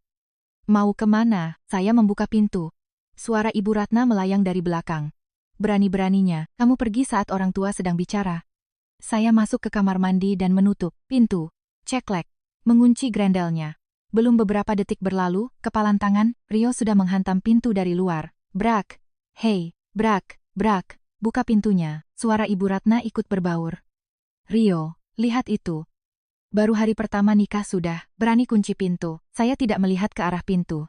Saya berjalan menuju wastafel di bawah lampu putih terang. Di dalam cermin, berdiri seorang wanita berbalut gaun pengantin, usang, foundation tebal, lipstik yang terlalu merah, bulu mata palsu, wajah yang terlihat sangat penurut, terjebak dalam bingkai yang diciptakan oleh Rio dan Ibu Ratna. Terdengar suara tendangan dari luar. Nadhira, kalau kamu nggak keluar sampai hitungan ketiga, aku dobrak pintu ini. Sambil menatap cermin, saya meletakkan tangan kanan di atas keran air, lalu memutarnya penuh ke arah air dingin. Air sedingin es mengucur deras ke dalam wastafel. Saya menampung air dengan kedua tangan dan langsung membasuhnya ke wajah. Air dingin mengalir di dahi dan pipi saya. Warna riasan mulai luntur di atas wastafel keramik putih. Saya menampung air lagi. Sekali, dua kali, tiga kali. Semakin saya mengusapnya, wajah pengantin asing itu semakin menghilang, dan di baliknya, wajah asli yang sudah lama saya sembunyikan mulai terungkap. Saya mengambil handuk putih yang tergantung di dekat wastafel dan menekan, perlahan kelembapan di wajah saya. Bekas foundation dan lipstik menempel seperti noda di handuk. Terakhir, saya mengusap area mata dan menatap cermin. Alis yang tadinya digambar melengkung turun agar terlihat patuh, riasan yang membuat garis, wajah terlihat bulat semuanya sudah tidak ada. Hanya beberapa helai rambut hitam, basah yang menempel di pipi. Di luar, mereka masih menggedor pintu. Brak, Nadhira, suara Rio bergema di kamar mandi. Kamu lagi main-main ya? Saya tidak menjawab. Saya membuka resleting tas kecil yang sudah saya persiapkan di sudut kamar mandi sebelumnya. Saya menurunkan resleting belakang gaun pengantin dan mengeluarkan satu kaki, bergantian dari rok yang berat. Gaun yang jatuh di lantai itu kini bukan lagi pakaian pengantin yang menerima ucapan selamat dari ratusan orang beberapa jam lalu, melainkan hanya potongan kain usang yang tak berarti apa-apa bagi saya. Saya mengeluarkan kaos oblong hitam dan celana jeans gelap, lalu memakainya. Saya melepaskan anting-anting. Saya juga melepas kalung mutiara murahan di leher dan meletakkannya di tepi wastafel. Terakhir, saya memandangi cincin kawin di jari manis kiri saya. Berlian kecil itu berkilau dingin di bawah cahaya lampu kamar mandi. Cincin yang dipakaikan Rio di jari saya di depan para tamu beberapa jam lalu. Saya tidak melepasnya. Setidaknya belum. Saya membuka resleting bagian dalam tas. Di sana terdapat ponsel yang belum pernah Rio lihat sekalipun. Sebuah perangkat keamanan khusus untuk urusan kerja, yang dilapisi casing paduan warna hitam. Ponsel yang saya gunakan dalam kapasitas sebagai penerus Nusantara Group. Saat dinyalakan, ada satu notifikasi, muncul, Direktur Imran sedang siaga. Di bawahnya, juga tertera nama ayah. Saya membuka jendela pesan, tidak perlu menulis panjang lebar. Saya mengetik, singkat dengan jari saya, akhiri rencana. Saya menekan tombol kirim. Sesaat, kemudian tanda telah dibaca muncul di layar. Dan dalam waktu kurang dari 10 detik, balasan dari Direktur Imran masuk. Dimengerti. Saya akan tiba sesuai jadwal pada pukul 23.30. Saya melihat jam tangan saya. Pukul 23.15. Waktu tersisa tepat 15 menit. Di luar, Rio menendang pintu. Brak, beneran aku dobrak ya? Suara Ibu Ratna juga terdengar. Rio, ambil kunci saja. Anak kayak gitu, memang harus dikasih pelajaran dari hari pertama. Saya memasukkan ponsel keamanan ke saku celana jeans, mengikat rambut saya tinggi-tinggi. Lalu saya berjalan menuju pintu. Ceklek, kunci dibuka. Saat pintu terbuka, Rio sedang mengangkat kakinya dan membeku. Matanya sesaat goyah menatap saya. Kamu. Ia memindahkan pandangannya dari wajah saya ke pakaian, lalu ke wajah saya lagi. Apa-apaan ini? Saya melewati sampingnya tanpa memberikan jawaban. Hei! Rio mengikuti dari belakang. Kamu nggak dengar aku bicara? Ibu Ratna ternganga saat melihat saya. Malam pertama pernikahan tapi penampilanmu malah kayak gembel begitu. Saya berjalan ke ruang tamu dan duduk di sofa. Meskipun hanya gaun pengantin yang hilang, ruangan itu terasa sangat berbeda. Beberapa menit yang lalu, saya adalah menantu baru yang masuk ke rumah ini. Sekarang, bukan lagi. Saya menumpukan kedua tangan dengan ringan di atas pangkuan. Rio menyusul saya dan memukul sandaran lengan sofa. Nadhira, Brak, aku lagi nanya sama kamu. Saya mendongak, aku dengar kok. Kalau gitu jawab, apa? Rio tertawa frustrasi. Apa? Dalam situasi kayak gini kamu masih nanya apa? Saya melirik jam dinding sebentar. Pukul 23.18. Aku sedang menunggu. Wajah Rio berkerut. Menunggu apa? Sampai kalian berdua selesai mengatakan semua yang ingin kalian katakan. Saya mengalihkan pandangan ke Ibu Ratna. Masih ada yang tersisa? Gaji saya dipotong 80%. Saya melipat satu jari, bangun jam 4 pagi. Jari kedua dilipat. Kalau mau jenguk keluarga harus izin tertulis. Jari ketiga, dalam setahun harus punya anak laki-laki. Keempat, kalau masih ada tambahan, silakan sampaikan sekarang. Urat nadi di leher Ibu Ratna menonjol. Ini bocah berani main-main sama mertua? Tidak, jawab saya dengan tenang. Saya hanya sedang memastikan, dengan tepat. Rio maju selangkah ke arah saya. Kamu kepentok sesuatu di kamar mandi? Tiba-tiba kenapa sikapmu berubah drastis begini? Saya menatapnya sejenak. Pertanyaan itu cukup lucu. Wajahnya benar-benar menunjukkan bahwa ia tidak tahu siapa sebenarnya yang telah berubah. Apa aku terlihat berubah? Iya. Lalu, bagaimana denganmu? Alis Rio berkerut. Maksudmu, kemana perginya pria yang bilang sanggup bertanggung jawab atasku meski ia tak punya apa-apa? Wajah Rio menegang.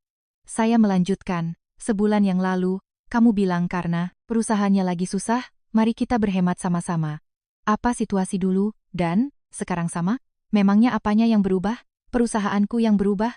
Teriaknya. Nusantara Group sudah memilihku. Saya mengangguk sangat pelan. Oh, 500 miliar itu. Iya, 500 miliar. Rio membuka telapak tangannya di depan saya. Uang yang susah kamu bayangin walaupun kerja seumur hidup. Mungkin saja, respon saya yang terlalu tenang sepertinya membuatnya terkejut. Saya bertanya, siapa yang sudah cap jempol di kontrak pemberian uang itu? Otot rahang Rio berkedut. Mulai lagi.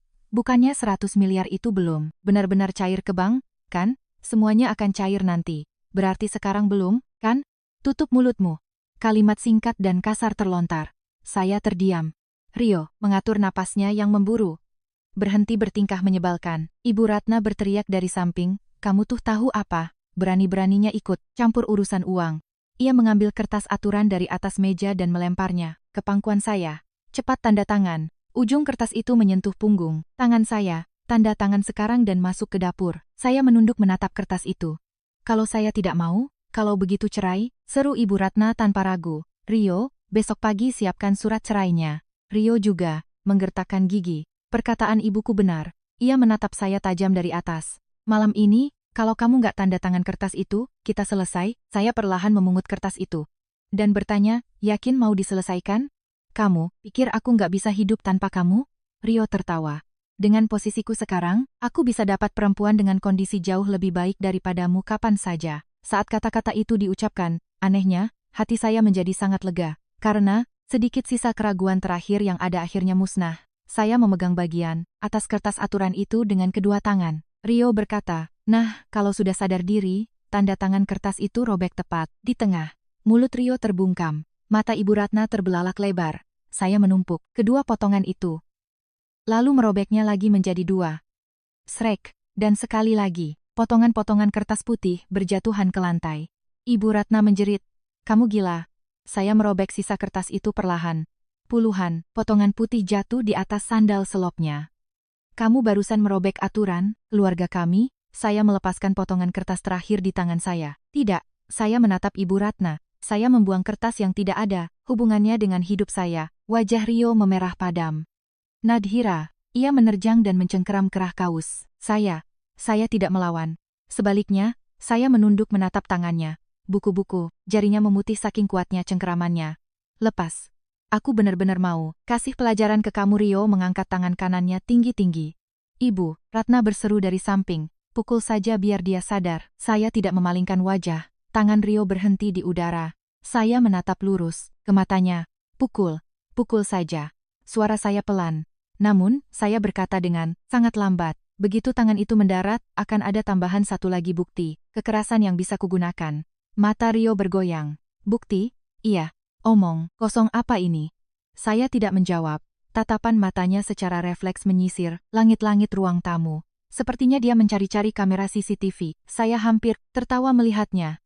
Bukti bukan hanya berasal dari kamera. Rekaman telepon, SMS, catatan transaksi keuangan, kesaksian staf hotel, serta data yang sudah dikumpulkan oleh Direktur Imran dan tim hukum. Apa yang bisa saya keluarkan jika saya mau? Sudah sangat cukup. Tangan Rio perlahan turun. Seolah merasa frustrasi, Ibu Ratna mendorong lengan putranya. Kenapa kamu takut?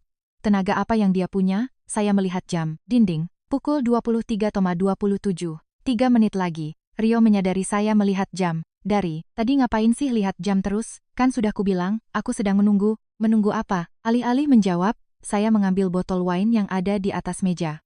Wine merah, yang belum dibuka yang saya bawa dari gedung resepsi. Saya mengeluarkan sebuah gelas. Rio dan Ibu Ratna menatap saya dengan ekspresi kebingungan. Saya menuangkan sedikit wine. Cairan merah pekat itu perlahan berputar di dalam gelas, kaca. Kemudian, Saya melepaskan cincin kawin yang melingkar di jari manis kiri, saya. Wajah Rio mengeras. Apa yang mau kamu lakukan? Saya mendekatkan cincin itu ke atas gelas wine, dan melepaskan jari saya. Tuk, cincin berlian kecil itu tenggelam ke dalam anggur merah. Menyentuh dasar gelas, dan menghasilkan bunyi pelan. Ting, berlian itu berkilau dingin di bawah cairan merah. Saya memandangi pemandangan itu sejenak. Beberapa jam yang lalu, itu adalah benda yang dijanjikan sebagai ikatan abadi. Namun saat tenggelam di dasar gelas, ternyata benda itu terlihat sangat kecil. Rio menggemeretakkan giginya.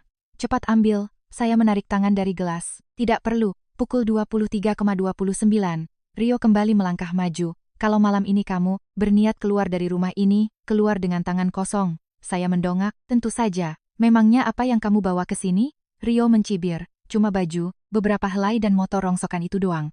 Ibu Ratna juga mencibir. Itulah, keluarga dari kampung gak ada yang bisa dibanggain, beraninya lagak-lagakan. Saya menatap mereka berdua, lalu bertanya dengan sangat pelan. Ingat kata-kata. Tadi, Rio mengerutkan dahi. Kata-kata apa? Di rumah ini, perkataan ibumu adalah hukum. Jarum detik jam bergeser 1 titik. Kalau tidak tahan, disuruh angkat kaki. Bergeser 1 titik lagi. Makanya, aku akan melakukannya. Plak. Jarum menit menunjuk angka 6 tepat.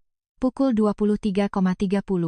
Saya menatap wajah Rio, dan berkata, sekarang, waktunya sudah tiba. Waktu apa? Tepat pada momen itu. Vroom. Dari luar rumah terdengar suara deru mesin yang berat. Tidak hanya satu. Suara deru kedua, ketiga. Disusul oleh suara rem, berderit yang merobek kesunyian gang. Ciit, ciit. Ibu Ratna terkejut dan memalingkan kepalanya ke arah jendela. Ada apa? Malam-malam begini? Tak lama kemudian, cahaya lampu depan mobil yang sangat terang menembus kaca jendela hingga ke dalam ruang tamu. Potongan-potongan, kertas putih yang berserakan di lantai berkilauan diterpa cahaya. Rio juga berlari ke arah jendela, sedan-sedan hitam berhenti satu persatu di depan gerbang. Mobil pertama, kedua, ketiga, dan ketika mobil terakhir berhenti, warna merah di wajah Rio mulai memudar sedikit demi sedikit, karena ia mengenali plat nomor mobil itu. Itu adalah mobil dinas Direktur Imran, yang pernah ia lihat sekali dari kejauhan di tempat parkir VIP bawah tanah kantor pusat Nusantara Group. Rio hampir secara refleks berlari ke arah pintu depan. Itu mobil Pak Direktur Imran. Dengan tangan yang beberapa saat lalu mencekik kerah kaus saya, ia segera merapikan rambutnya yang berantakan dan buru-buru membetulkan bagian kerah kemejanya. Ibu, cepat, bahkan suaranya pun berubah. Orang dari Nusantara Group datang sendiri. Mata Ibu Ratna langsung membelalak. Benarkah? Ia mulai menyapu potongan kertas yang berserakan di lantai dengan ujung kakinya, menyembunyikannya ke bawah sofa. Ya ampun, harusnya kabari dulu. Kita harus siapkan teh yang enak. Saya tetap duduk di sofa. Di dasar gelas wine, cincin kawin itu masih memancarkan cahaya redup dari dalam cairan merah. Bel pintu berbunyi, Rio setengah berlari dan menekan tombol intercom. Ya, saya, bukakan sekarang. Suaranya begitu sopan, sangat sulit dipercaya bahwa ini adalah pria yang sama yang memaki saya beberapa menit lalu. Terdengar suara, gerbang besi terbuka. Tak lama kemudian, derap langkah beberapa orang menginjak kerikil halaman, teratur dan pelan. Saat pintu utama terbuka, dua pria berjas hitam masuk lebih dulu. Di belakang, mereka menyusul staf dari tim legal dan sekretaris, dan akhirnya Direktur Imran menampakkan dirinya. Penampilannya yang memakai jaket usang dan duduk di sudut paling belakang saat di resepsi pernikahan sudah tidak terlihat lagi. Ia mengenakan setelan jas navy blue custom, penjepit dasi perak, memegang tas, dokumen hitam di satu tangannya, dan di belakangnya berdiri dua ajudan tambahan. Tubuh Rio langsung membungkuk dalam-dalam. Bapak Direktur, ia berlari, menghampiri sambil mengulurkan kedua tangannya. Saya benar-benar tidak menyangka Bapak akan datang sendiri selarut ini. Direktur Imran bahkan tidak melihat tangan yang disodorkan Rio. Ia berjalan melewatinya begitu saja. Kedua, tangan Rio hanya tertinggal canggung di udara. Ibu Ratna buru-buru maju ke depan. Aduh Pak Direktur, hari ini anak saya kebetulan sedang melangsungkan pernikahan. Kok ia tamu kehormatan seperti Bapak, malah repot-repot ke rumah Direktur Imran juga tidak melirik Ibu Ratna. Pandangannya tertuju pada lantai ruang tamu, beberapa sobekan kertas masih tertinggal dan belum sempat masuk ke kolong sofa. Pada salah satu sobekan, terlihat tulisan tebal. Aturan yang wajib dipatuhi oleh menantu.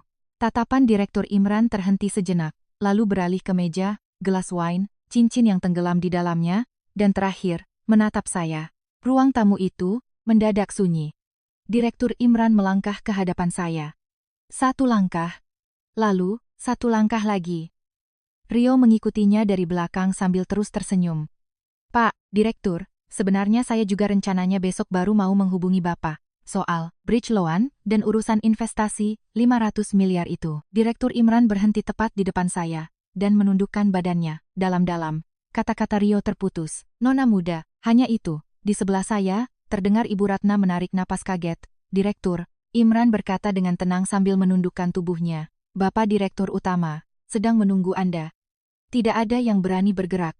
Mohon maaf karena terlambat menjemput Anda. Senyum di wajah Rio terhapus tak bersisa. Ia mengerjapkan matanya beberapa kali, dengan cepat. Pak Direktur. Saat Direktur Imran menegakkan badannya, seorang ajudan maju dan meletakkan mantel hitam di sebelah saya. Anda barusan memanggil Nona kepada siapa? Rio menatap saya dan Direktur Imran bergantian. Direktur Imran tidak menjawab. Sebagai gantinya, ia mengulurkan tangan kepada ajudannya. Tas dokumen hitam dibuka. Sebuah file dengan stiker keamanan merah dikeluarkan. Ibu Ratna tiba-tiba tertawa. Tawa paksa karena rasa panik. Aduh, Pak Direktur, sepertinya salah kenal orang. Ya. Ia menunjuk ke arah saya. Dia ini menantu saya. Dia cuma pegawai di perusahaan kecil. Barulah Direktur Imran menatap Ibu Ratna. Tidak ada sedikit pun amarah di matanya, yang membuatnya justru terasa semakin dingin. Ibu Ratna, mulut Ibu Ratna terkatup rapat, terkejut karena namanya diketahui. Saya tidak salah mengenali orang. Wajah Rio mulai memucat. Direktur Imran membuka halaman pertama file tersebut. Akan saya perkenalkan, secara resmi. Suaranya lantang bagaikan seseorang yang membacakan putusan pengadilan. Nona Nadira Haryanto adalah putri tunggal Bapak Budi Haryanto, Direktur Utama Nusantara Group, sekaligus pemegang saham mayoritas dan pihak terafiliasi yang saat ini sedang dalam proses suksesi kepemilikan Nusantara Holdings. Bibir Rio terbuka, namun tak ada suara yang keluar. Dan beliau adalah kandidat penerus manajemen divisi distribusi dan logistik grup di masa depan. Ibu Ratna menatap wajah saya dengan pandangan kosong. Budi Haryanto? Iya, akhirnya berhasil bersuara. Budi Haryanto yang itu? Rio mencengkeram sudut meja, urat di punggung tangannya menonjol. Tidak mungkin, gumamnya. Ini tidak masuk akal, saya tidak mengatakan apa-apa. Ayah Nadira itu kan cuma pensiunan PNS. Dia sendiri yang bilang padaku. Rio menoleh ke arah saya. Kenapa? Bibirnya bergetar. Kenapa kamu berbohong seperti itu? Saya menatapnya tenang. Apa itu penting sekarang? Tentu saja penting. Suara Rio pecah. Kamu membohongiku selama 6 tahun. Untuk pertama kalinya, saya tertawa kecil. Aku pernah bilang kalau aku miskin. Rio terdiam. Tapi aku tidak pernah menjanjikan uangku untukmu. Tapi kan kamu bilang cuma butuh aku, pas kamu nggak tahu latar belakang keluargaku juga. Otot wajah Rio mengeras. Bahkan pas aku kira ayahmu cuma PNS, kamu juga bilang, asal ada aku kamu bahagia. Saya menatap kertas-kertas yang berserakan di lantai. Aku ingin tahu apakah ucapanmu itu benar. Rio mencoba mengatakan sesuatu. Namun Direktur Imran mendahuluinya. Dan Bapak Rio Pratama, sapaan itu terdengar sopan, tapi nadanya tidak memiliki kehangatan sedikit pun. Mulai sekarang, kita akan membicarakan urusan bisnis. Rio buru-buru memperbaiki postur tubuhnya. Ekspresinya seperti seseorang yang berusaha meraih tali penyelamat terakhir. Iya, Pak Direktur. Sepertinya memang ada sedikit kesalahpahaman. Untuk urusan rumah tangga, kami akan menyelesaikannya sendiri. Direktur Imran memotong kata-katanya dengan menyodorkan selembar dokumen. Ini adalah pemberitahuan final dari Komite Investasi Nusantara Group. Tangan Rio bergetar. Ia gagal meraih dokumen itu dan tangannya tertahan di udara.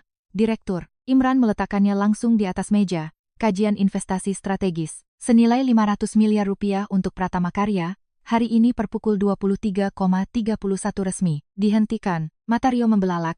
Dihentikan? Ditolak maksudnya? Tunggu sebentar. Rio maju selangkah. Kenapa? Direktur Imran mengeluarkan dokumen kedua. Rekayasa, proyeksi pendapatan dalam proposal bisnis. 1 lembar lagi, pemalsuan data, lokasi proyek yang sebenarnya belum diakuisisi, namun diklaim sudah berstatus aman. 1 lembar lagi, menutupi kewajiban utang perusahaan afiliasi. 1 lembar lagi, dan adanya indikasi penyalahgunaan dana perusahaan untuk melunasi utang pinjaman jangka pendek serta utang pribadi Direktur Utama. Bibir Rio bergetar. Itu semua bisa saya jelaskan. Penjelasan seharusnya Bapak berikan pada masa evaluasi. Pak Direktur, yang namanya di lapangan itu kan, di Nusantara Group, kami tidak menggunakan cara seperti itu. Sebuah kalimat singkat yang mematikan.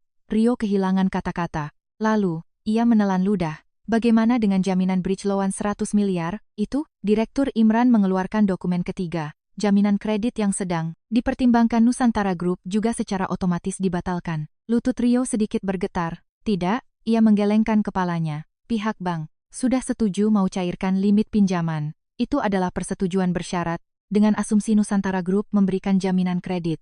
Tapi masa bank, tiba-tiba, tepat saat itu, ponsel Rio berdering. Durte, Rio melirik layarnya, ekspresinya seketika membeku. Panggilan dari manajer corporate banking. Rio buru-buru menjawabnya. Halo, Pak Manajer. Beberapa detik kemudian, wajahnya mengeras. Tunggu dulu, apa maksud Bapak? Saya menatap Rio dari sofa. Bukan, kemarin. Bapak bilang akan kasih kelonggaran sampai besok, suaranya meninggi. Pembekuan, limit, maksudnya apa? Ibu Ratna mendekati putranya. Ada apa? Rio mendorong ibunya dengan tangan. Sebentar. Sambil mendengarkan suara di seberang, mulut Rio perlahan terbuka. Seluruh pinjaman existing juga bakal ditinjau ulang semuanya. Tiba-tiba, ponsel yang lain berdering bersamaan. Itu adalah ponsel kerja perusahaannya. Telepon dari bank lain. Dan notifikasi pesan mulai masuk, berturut-turut. Ting ting ting, Direktur Imran bahkan tidak mengubah ekspresinya. Nusantara Group tidak melaporkan perihal pembatalan ini ke pihak perbankan. Rio menatapnya. Bank, yang memeriksanya sendiri. Apa maksudnya? Bapak ternyata menggunakan info rencana investasi Nusantara Group untuk mengajukan tambahan limit kredit ke banyak lembaga keuangan secara bersamaan. Wajah Rio mengeras. Rupanya dia tidak menyangka hal tersebut akan diketahui. Dalam proses peninjauan pinjaman, pihak bank sudah pasti akan mengecek kepastian investasi final dari Nusantara Group. Direktur Imran membalik satu halaman dokumen. Dan hari ini, dalam proses verifikasi ulang data keuangan, utang-utang yang menunggak dan kewajiban yang tidak dilaporkan juga sudah terkonfirmasi. Ibu Ratna mencengkeram lengan putranya. Rio, ini maksudnya apa? Rio tidak bisa menjawab. Kamu bilang perusahaan sudah hampir pulih. Ibu diam dulu, dong. Katanya 100 miliar mau cair. Kenapa disuruh diam? Untuk pertama kalinya, kemarahan mereka berbalik arah menyerang satu sama lain. Saya masih duduk manis di sofa. Kemarahan yang beberapa jam lalu tertuju pada saya, kini mulai mencekik leher mereka sendiri. Rio tiba-tiba menghampiri saya. Nadhira, suaranya berubah. Pria yang beberapa menit lalu membentak saya, kini suaranya melembut. Kita perlu bicara. Saya menatapnya. Bukannya sedang kita lakukan. Tadi itu, aku terlalu banyak minum. Ia memaksakan senyum. Iya, aku pusing karena urusan pernikahan. Ia tertawa gugup. Ibu juga kan memang orangnya kalau ngomong suka ceplas-ceplos. Ibu Ratna menyadari situasinya, segera mendekat. Iya, Nadhira. Suaranya tiba-tiba terdengar lembut, sangat jauh dari sebelumnya. Tadi ibu kelewatan ya, ngomongnya. Saya tidak menjawab. Ibu itu terlalu sayang sama menantu ibu, makanya ekspektasi ibu terlalu tinggi, jadinya gitu. Ia mencoba menggenggam tangan saya. Saya dengan ringan menyingkirkan tangan saya dari pangkuan. Tangan Ibu Ratna tertahan di udara. Soal uang amplop juga. Ia menunjuk tas di atas meja. Ini, kamu ambil, semuanya. Saya bahkan tidak tersenyum. Itu bukan uang saya. Apa? Terserah. Mau dikembalikan ke tamunya. Atau mau dipakai buat bayar utang kalian. Terserah. Wajah Rio memelas. Nadhira, kumohon. Untuk pertama kalinya malam itu, saya berdiri dari tempat duduk. Direktur Imran langsung mundur satu langkah. Menyadari bahwa saya bersiap pergi, Rio memblokir jalan saya. Tunggu sebentar, minggir. Kita kan baru menikah hari ini. Mendengar kata-katanya, saya menatap gelas wine di atas meja. Di dasar cairan merah itu terendam cincin. Kawin. Terus, suara Rio bergetar. Kita kan suami istri. Saya menatapnya lekat. Beberapa menit lalu kamu bilang kalau nggak suka suruh angkat kaki. Itu kan karena aku lagi emosi. Kamu mau ngusir aku dengan tangan kosong. Nadhira bukan memperlakukanku sebagai istri, tapi sebagai pembantu rumah tangga. Wajah Rio berubah sangat pucat. Saya sudah tidak punya hal lain untuk dikatakan kepadanya. Saya menatap Direktur Imran. Pak Imran. Ya Nona. Saya mau pulang. Ia menganggukkan kepalanya. Mobil sudah siap. Ibu Ratna tiba-tiba menghalangi jalan saya. Tunggu. Nadanya kembali tajam. Bagaimanapun juga, secara hukum kamu itu masih istrinya Rio. Saya berhenti, mengira itu adalah harapan. Ia langsung mencerca. Kalau memang suami istri, bukannya sudah seharusnya saling membantu saat suami lagi susah. Saya menatapnya. Maksud ibu? Ibu Ratna mencoba mencengkeram lengan saya, bilang sama ayahmu buat hidupkan investasinya lagi. Nggak usah 500 miliar, nggak apa-apa. 100 miliar saja dulu, Ibu Ratna. Direktur Imran memotong kata-katanya. Mengenai hal tersebut, saya perjelas sekarang juga. Ia menatap staf tim legal. Pengacara itu membuka sebuah map hitam. Aset pranikah Nona Nadhira sama sekali tidak ada hubungannya dengan utang Bapak Rio Pratama maupun Pratama Karya.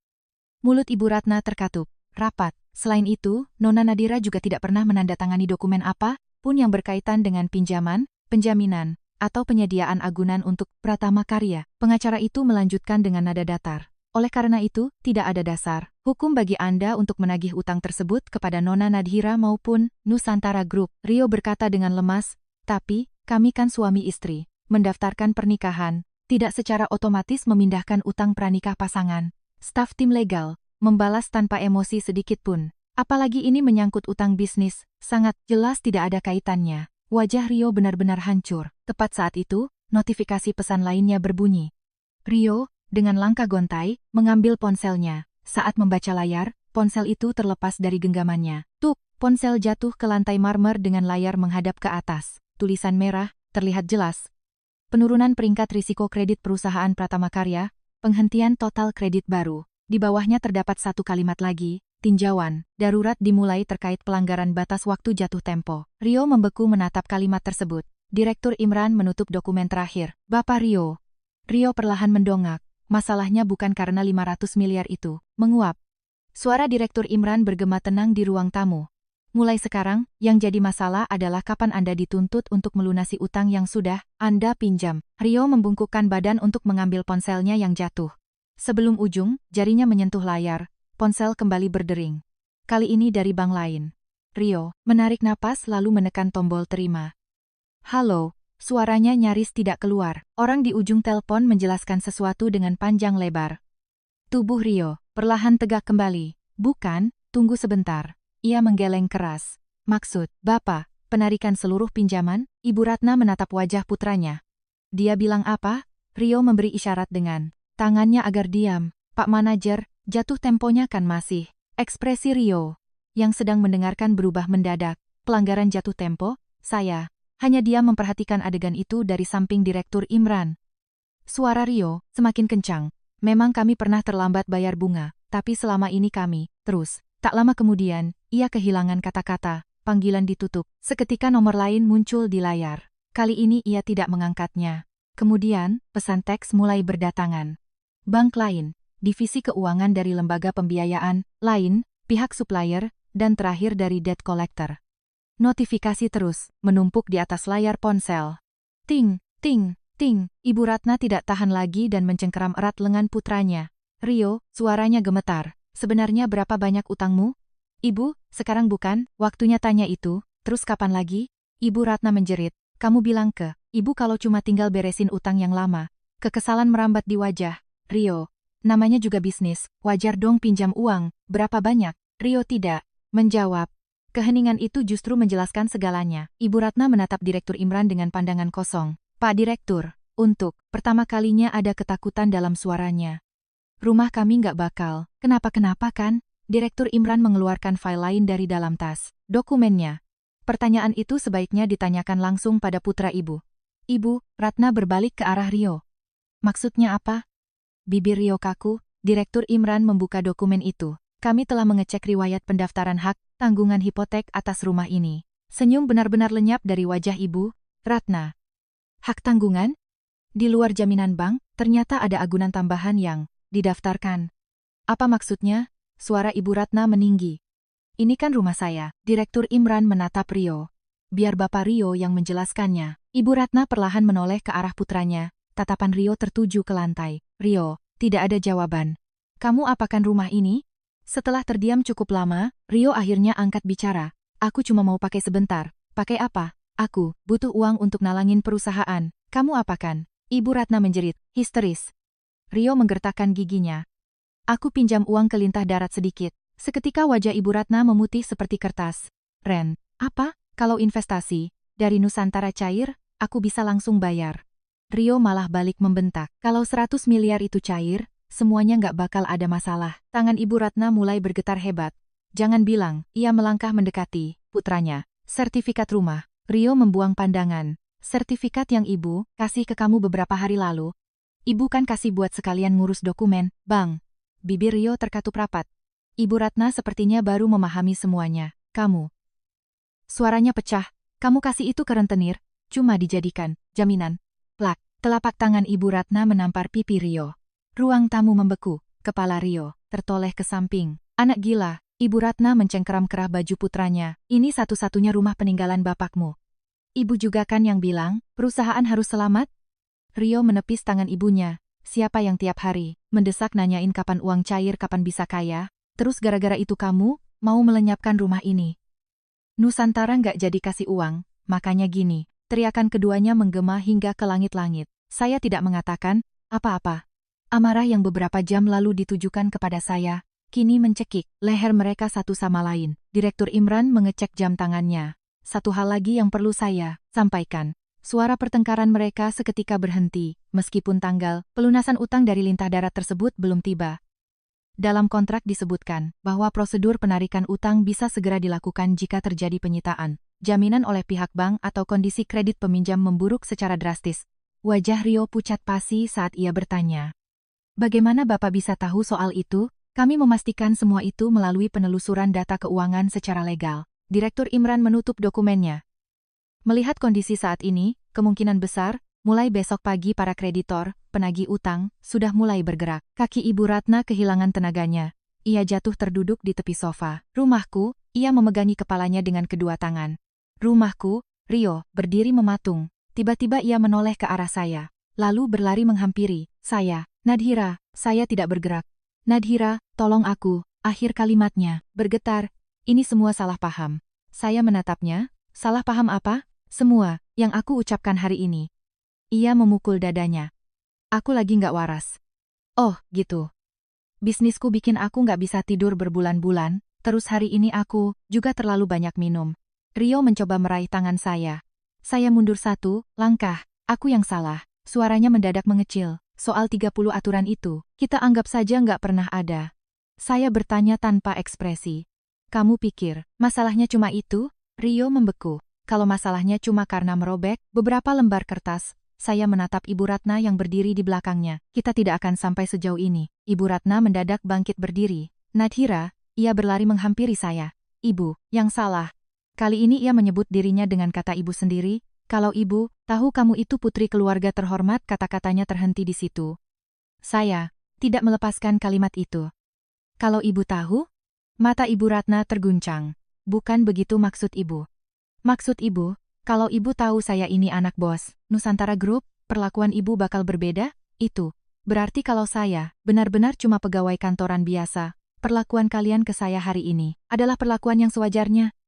Ibu Ratna tak bisa menjawab. Saya menganggukkan kepala pelan. Cukup. Hanya dengan satu kata itu, semuanya jelas. Rio tiba-tiba jatuh berlutut. Bruk. Ibu Ratna terkejut dan menatap putranya. Rio, Nadhira. Rio menatap saya dari bawah. Matanya sudah memerah. Namun, saya tidak merasakan emosi apapun melihat air matanya. Tolong sampaikan ke ayah mertua. Sekali ini saja, ayah mertua. Panggilan yang baru pertama kali saya dengar. Padahal beberapa jam lalu, ia masih meremehkannya dengan sebutan pensiunan PNS kampung. Aku nggak butuh 500 miliar. Kata Rio mendesak, 100 miliar juga nggak apa-apa. Ia menangkupkan kedua tangannya. Tolong katakan saja pada bank kalau pihak Nusantara Group masih mempertimbangkan investasinya. Cukup satu kalimat saja. Kenapa? Kalau begitu, aku bisa menahan proses penarikan paksa utangnya. Rio terengah-engah. Tolong kasih aku waktu. Aku pasti bisa menyelesaikannya. Mendengar kata-kata itu, saya merasakan deja vu yang aneh. Sejak dulu, Rio selalu bilang, tinggal sedikit lagi. Tinggal sedikit lagi bertahan. Tinggal sedikit lagi meminjam, tinggal sedikit lagi dapat investasi. Dan sedikit itu, bertumpuk menjadi gunungan utang seperti sekarang ini. Kenapa aku harus melakukannya? Mulut Rio terbuka. Apa? Tadi kamu sendiri yang bilang. Saya menunduk menatapnya yang sedang berlutut. Bisnismu bisa sampai seperti ini karena kemampuanmu sendiri. Ekspresi Rio hancur. Jadi, ucap saya pelan. Tanggung jawablah sampai akhir dengan kemampuanmu sendiri. Ibu Ratna tiba-tiba mencengkeram lengan saya. Bisa-bisanya kamu setega ini? Seorang pengawal di belakang Direktur Imran segera melangkah maju. Saya mengangkat tangan menghentikannya, lalu perlahan menepis tangan Ibu Ratna. Yang tega itu bukan saya. Saya menatapnya tepat di mata, melainkan kalian berdua yang memperlakukan manusia seperti sampah, di saat kalian merasa sudah punya uang. Tapi kita ini keluarga, teriak Ibu Ratna. Udah resmi nikah, masa kamu tega? Lihat suamimu bangkrut dan pergi begitu saja. Saya terdiam sejenak. Lalu, menatap pengacara dari tim legal. Tolong siapkan proses perceraian. Wajah Rio menjadi pucat pasi. Nadhira, pengacara langsung merespons. Baik, kami akan memprosesnya berdasarkan dokumen dan kesaksian hari ini. Tidak, Rio melompat. Bangun, tunggu. Saya mengambil mantel hitam saya. Memasukkan satu tangan ke lengan bajunya. Saat Rio mencoba menghalangi saya, pengawal dengan sigap memblokir jalannya. Nadhira, kumohon, saya memasukkan lengan yang lain. Aku bakal bersikap lebih baik lagi. Mengancingkan kancing pertama. Aku bakal ngomong sama ibu. Kancing kedua. Kita pindah. Kalau kamu mau, kita tinggal pisah dari ibu. Saya mengancingkan kancing terakhir dan menatapnya. Rio. Ia menahan napasnya. Sudah tidak ada hal yang aku inginkan lagi darimu. Pada saat itu, secercah harapan terakhir padam di wajahnya. Saya mengangguk kepada Direktur Imran. Mari kita pergi. Baik Nona. Saya berjalan menuju pintu depan. Dari belakang, tangisan Ibu Ratna dan umpatannya pecah bersamaan. Ini semua gara-gara kamu, Rio. Terdengar suara pecahan, barang, prang, mungkin cangkir teh. Rio membalas teriak. Ibu yang terus-terusan nyuruh aku cari duit banyak. Saya membuka pintu. Angin malam yang dingin membelai wajah saya. Melewati halaman, saat tiba di depan pagar, Rio menyusul berlari tanpa alas kaki. Nadhira. Saya berhenti di depan pintu mobil bagian belakang. Rio terengah-engah beberapa langkah dari saya. Tolong, menolehlah sekali lagi. Saya menoleh. Benar-benar berakhir? Tanya Rio. Alih-alih menjawab, saya mengangkat tangan kiri saya. Cincinnya sudah hilang, hanya menyisakan bekas lekukan di jari manis. Saat itulah pandangan Rio mengarah ke meja ruang tamunya. Ia pasti teringat pada cincin kawin yang tenggelam di dasar gelas wine. Saya masuk ke dalam mobil, pintu ditutup. Dengan kaca tebal, kedap suara sebagai pemisah, teriakan Rio mendadak terdengar sangat jauh. Mobil melaju. Saya tidak pernah sekalipun menoleh ke belakang. Beberapa menit berlalu, Direktur Imran bertanya pelan dari kursi depan. Bapak, Direktur Utama menyuruh Anda langsung pulang ke rumah. Iya. Lalu, soal Bapak, Rio Pratama. Saya memandang kelap-kelip lampu di luar jendela. Lakukan saja, sesuai hukum. Direktur Imran terdiam sejenak. Tidak perlu ada tindakan khusus? Saya perlahan mengusap bekas cincin di jari saya. Biarkan dia bayar utang yang dia buat sendiri. Tepat saat itu, ponsel kerja Direktur Imran berdering. Ia melihat layar dan menjawabnya. Ya, beberapa saat kemudian, sorot matanya sedikit berubah, dimengerti. Setelah menutup telepon, ia menoleh ke belakang. Ada apa Pak Imran? Baru saja ada update darurat dari pihak kredit rating terkait Pratama Karya. Saya menunggu dalam diam. Beberapa lembaga keuangan telah memasukkan risiko default gagal bayar, dan proses penarikan aset untuk utang utama sudah dimulai. Ia berhenti sejenak. Peringkat kredit pribadi Bapak Rio Pratama juga, secara praktis, jatuh ke level risiko terendah. Di luar jendela mobil, lampu-lampu kota Jakarta memanjang. Saya tidak menutup mata saya. Saya tidak menangis. Malam itu, yang hilang bukanlah uang maupun rumah. Saya hanya baru saja benar-benar menghapus seseorang dari hati saya, seseorang yang keberadaannya sebenarnya sudah lama tak ada. Mobil berhenti di depan pintu utama rumah di Menteng. Sopir membukakan pintu, saya merapikan ujung mantel saya dan turun dari mobil. Lampu di dalam pintu, masuk masih menyala. Ayah berdiri di ruang tamu, hanya mengenakan piyama, berlapis kardigan tipis. Biasanya pada jam segini beliau masih membaca laporan di ruang kerjanya, tapi malam ini beliau langsung berdiri begitu mendengar saya pulang. Ayah tidak bertanya apa-apa, tidak soal aturan yang dirobek, umpatan, Rio, ataupun cincin kawin yang hilang. Ia menatap saya sebelum akhirnya berkata, singkat, kamu lapar? Kata-kata itu membuat sebagian kecil hati saya bergetar. Saya mengangguk. Iya, di atas meja makan telah tersaji semangkuk sup ayam yang hangat. Ayah tidak duduk tepat berhadapan, melainkan duduk sedikit bergeser di kursi sebelahnya. Seperti biasanya, ia selalu memberi ruang dan menunggu sampai saya ingin berbicara. Saya mengangkat sendok. Uap panas menyentuh wajah saya. Satu sendokan, pertama saya telan. Begitu perut terasa hangat, barulah saya menyadari bahwa hari ini benar-benar telah berakhir. Cukup lama berlalu sebelum akhirnya saya membuka suara. Ayah. Ayah, benar. Ayah tidak langsung merespons. Tidak, saya mendongak. Salah menilai, orang bukanlah kesalahanmu. Ayah menuangkan air ke dalam gelas sambil berkata, tapi, kalau kamu sudah tahu bahwa itu salah namun tetap menutup mata, mulai. Dari saat itulah itu menjadi kesalahanmu. Saya meletakkan sendok. Ayah melirik tangan kiri saya. Di tempat cincin itu, seharusnya berada, hanya tersisa garis putih tipis. Kamu menyesal? Saya mengusap bekas itu dengan ibu jari. Tidak. Setelah merenung sebentar, saya menambahkan, tapi saya merasa sedih. Karena sepertinya masa-masa di mana saya mencintainya itu adalah sebuah kebohongan. Ayah perlahan menggelengkan kepala. Hati yang kamu berikan bukan kebohongan, kan? Mendengar itu, untuk pertama kalinya saya menundukkan kepala. Kalau kamu tulus, itu sudah cukup, kata ayah. Kamu tidak perlu merasa malu dengan ketulusanmu hanya karena kebohongan orang lain. Malam itu, saya tidak menangis. Sebaliknya, saya tidur sangat nyenyak setelah sekian lama, dan mulai keesokan paginya, semua urusan bukan lagi digerakkan oleh emosi, melainkan oleh dokumen resmi. Firma hukum menyusun draft gugatan cerai, dan surat kuasa resmi dikirimkan untuk memblokir kontak terus-menerus dari Rio dan Ibu Ratna. Saya tidak pernah menjadi penjamin utang perusahaannya, juga tidak pernah menandatangani dokumen pinjaman apapun. Nusantara Group pun terbukti tidak pernah menandatangani perjanjian investasi apapun dengan Pratama Karya. Oleh karena itu, saya tidak perlu bertanggung jawab atas 1 sen pun utang-utang. Itu, apa yang dipegang erat oleh Rio selama ini bukanlah kontrak resmi, melainkan hanya ekspektasinya belaka. Dan apa yang dipercayai oleh pihak bank bukanlah Rio, melainkan jaminan dari nama besar Nusantara Group. Begitu prospek jaminan itu lenyap, lembaga-lembaga keuangan tersebut serempak mulai mengaudit ulang pembukuan Pratama Karya. Manipulasi proyeksi pendapatan, pinjaman jangka pendek yang berlebihan, transaksi dana yang tidak wajar antara uang pribadi direktur dengan uang perusahaan, dan jumlah utang yang sudah membengkak melebihi nilai agunan. Pagi hari setelah pesta pernikahan mewah itu, ponsel Rio dipenuhi oleh panggilan telepon dari Departemen Penagihan Utang alih-alih pesan ucapan selamat. Saya tidak melihat kejadian itu secara langsung. Saya tidak perlu melihatnya, permintaan saya pada ayah juga cuma satu. Jangan lindungi dia pakai nama Nusantara, tapi jangan juga menekannya lebih jauh. Ayah bertanya, biarkan saja apa adanya. Iya. Saya menandatangani dokumen perceraian itu. Biarkan orang yang seharusnya menagih uang memakai jalur hukum, dan biarkan dia yang punya utang membayar utangnya lewat jalur hukum juga. Itu adalah keterlibatan terakhir saya. Beberapa hari kemudian, Rio menunggu di depan kantor saya.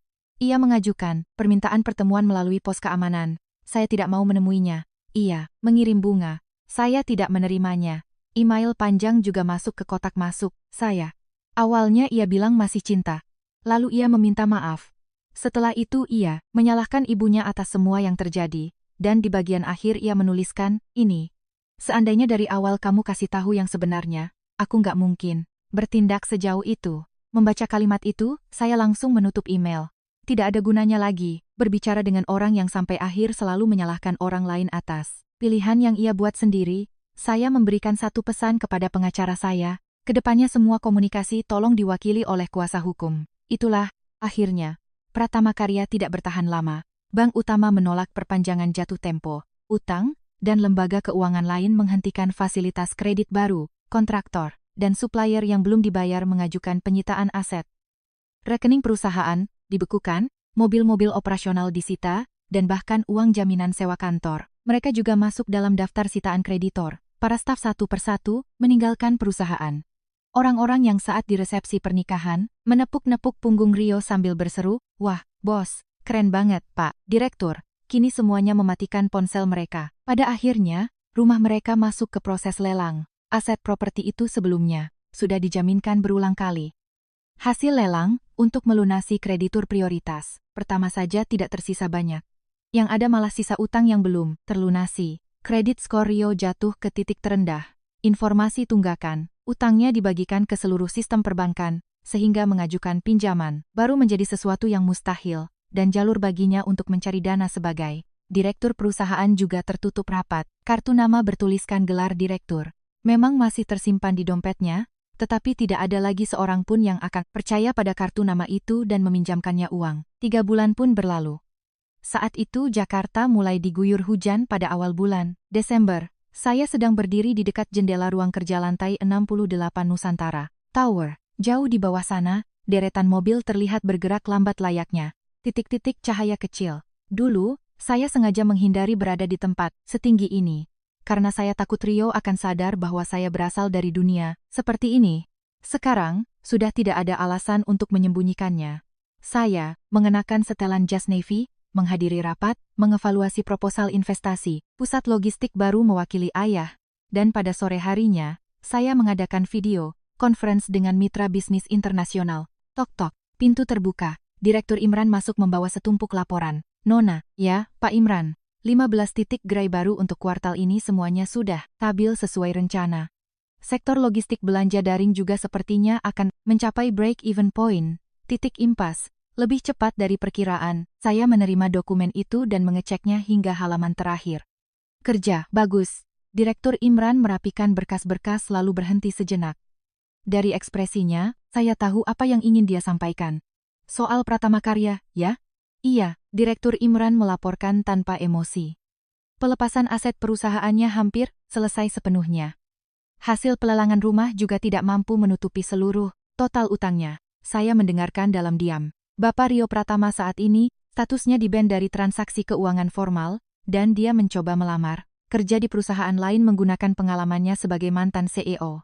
Tapi, karena reputasinya yang hancur dan statusnya yang terlilit utang sengketa bisnis, sepertinya tidak ada yang mau menerimanya. Direktur Imran terdiam sejenak. Ia bersama ibunya sempat tinggal di indekos, murah di ruang bawah tanah. Tapi akhir-akhir ini dikabarkan mereka pindah ke kamar kontrakan kecil berukuran 3x4 meter di bawah jalan layang kolong tol. Kamar 3x4 meter? Saya sedikit mendongak. Di balik kaca lantai 68 ini, seluruh kota Jakarta terhampar luas. Kamar kontrakan itu bahkan lebih kecil dari ruang rapat kecil di dalam ruangan saya ini. Rio Pratama sekarang bekerja sebagai kurir pengantar barang, dan Ibu Ratna sesekali bekerja serabutan sebagai tukang cuci piring dan asisten dapur di warung makan. Begitu rupanya, hubungan antara ibu dan anak itu sepertinya juga memburuk, tambah Direktur Imran. Katanya setiap hari mereka bertengkar, saling menyalahkan gara-gara siapa. Mereka jadi begini. Saya menutup laporan di meja. Rasanya aneh. Saya tidak merasa lega atau puas. Saya juga tidak merasa kasihan. Dan hati saya juga tidak sakit. Rasanya hanya seperti membaca sekilas berita kecil di koran tua. Pak Imran, ya, mulai sekarang, Bapak tidak perlu melaporkan berita soal mereka lagi kepada saya. Sorot mata Direktur Imran tampak sedikit melembut. Baik, kalau ada urusan hukum yang belum beres, biarkan tim legal yang mengurusnya. Akan saya laksanakan. Ia membawa dokumen dan berbalik menuju pintu. Tepat sebelum membuka pintu, ia menoleh ke belakang. Bapak Direktur Utama sedang menunggu Anda di lobi lantai 1. Beliau berpesan agar Anda menemaninya ke acara peresmian kompleks shopping, mall baru. Saya memeriksa jam tangan saya. Tolong sampaikan ke beliau, beri saya waktu 5 menit. Baik, Nona. Pintu ditutup. Saya mengambil ponsel pribadi yang tergeletak di meja. Membuka galeri foto. Menggulir layarnya sedikit ke bawah, lalu muncullah sebuah foto lama. Foto saya dan Rio saat masa kuliah. Kami sedang duduk berdampingan di kursi plastik warung pecel lele tenda di dekat kampus. Rio mengenakan jaket tebal hitam, sementara saya tertawa ceria saat ia berbagi syal miliknya melingkari leher saya. Di depan kami, terhidang sepiring sate taichan dan 2 gelas teh hangat. Dalam foto itu, saya terlihat benar-benar bahagia. Saya memandangi foto itu agak lama. Lalu, di dalam hati saya berkata pada diri, saya di masa lalu itu. Kamu itu tidak bodoh. Kamu hanya percaya pada cinta. Percaya pada seseorang bukanlah sebuah kesalahan. Namun, terus merangkul dan memaafkan seseorang yang telah mengkhianati kepercayaan kita itu bukanlah cinta. Itu sama saja membuang dirimu sendiri. Saya menekan ikon tong sampah di sudut kanan atas layar. Hapus foto ini? Saya tidak ragu sedetik pun. Hapus. Foto itu pun lenyap. Saya meletakkan ponsel dan berjalan ke arah jendela. Cahaya matahari bulan Desember menembus kaca jendela dan jatuh memanjang ke atas lantai. Kata-kata ayah terngiang kembali di kepala saya. Kalau kamu sudah tahu bahwa itu salah, namun tetap menutup mata, mulai dari saat itulah itu menjadi tanggung jawabmu. Uang sama sekali bukan sihir yang mampu mengubah seseorang menjadi manusia yang berbeda. Uang hanyalah cahaya. Cahaya yang sangat terang. Sehingga hal-hal yang selama ini bersembunyi dalam kegelapan keserakahan, rasa rendah diri, hingga kekejaman semuanya akan terungkap ke permukaan. Orang yang ramah saat sedang miskin, belum tentu orang yang baik. Orang yang rendah hati saat ia lemah, belum tentu orang yang benar-benar rendah hati. Bagaimana seseorang memperlakukan orang yang lebih lemah ketika ia mendapat kekuasaan? Wajah apa yang ia tunjukkan di depan orang yang ia yakini lebih miskin darinya? Saya harus membayar harga yang sangat mahal untuk belajar bagaimana caranya melihat wajah asli seseorang. Namun saya tidak menyesal.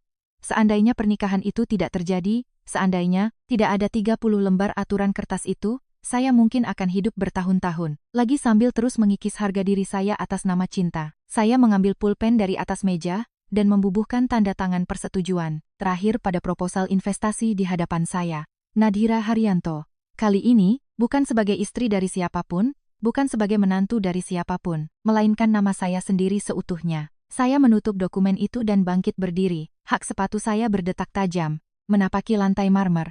Tuk, tuk, tuk, pintu lift eksekutif terbuka. Begitu tiba di lantai 1, ayah sudah berdiri menunggu di ujung lobi. Menyadari kedatangan saya, ayah menunjuk jam tangannya. Katanya 5 menit, ini malah 7 menit. Saya tertawa. Maaf ya, Pak Direktur Utama. Bahkan di luar begini kamu mau memanggilku Direktur Utama? Saya berjalan menghampiri ayah. Ayah, barulah, ayah tersenyum. Pintu otomatis lobi terbuka, angin sejuk khas bulan Desember dan cahaya matahari yang cerah masuk secara bersamaan. Saya menyipitkan mata, lalu melangkah ke luar. Beberapa bulan lalu, saya menjalani hidup dengan menyembunyikan wajah saya di balik pantulan spion kusam dari motor butut yang saya kendarai.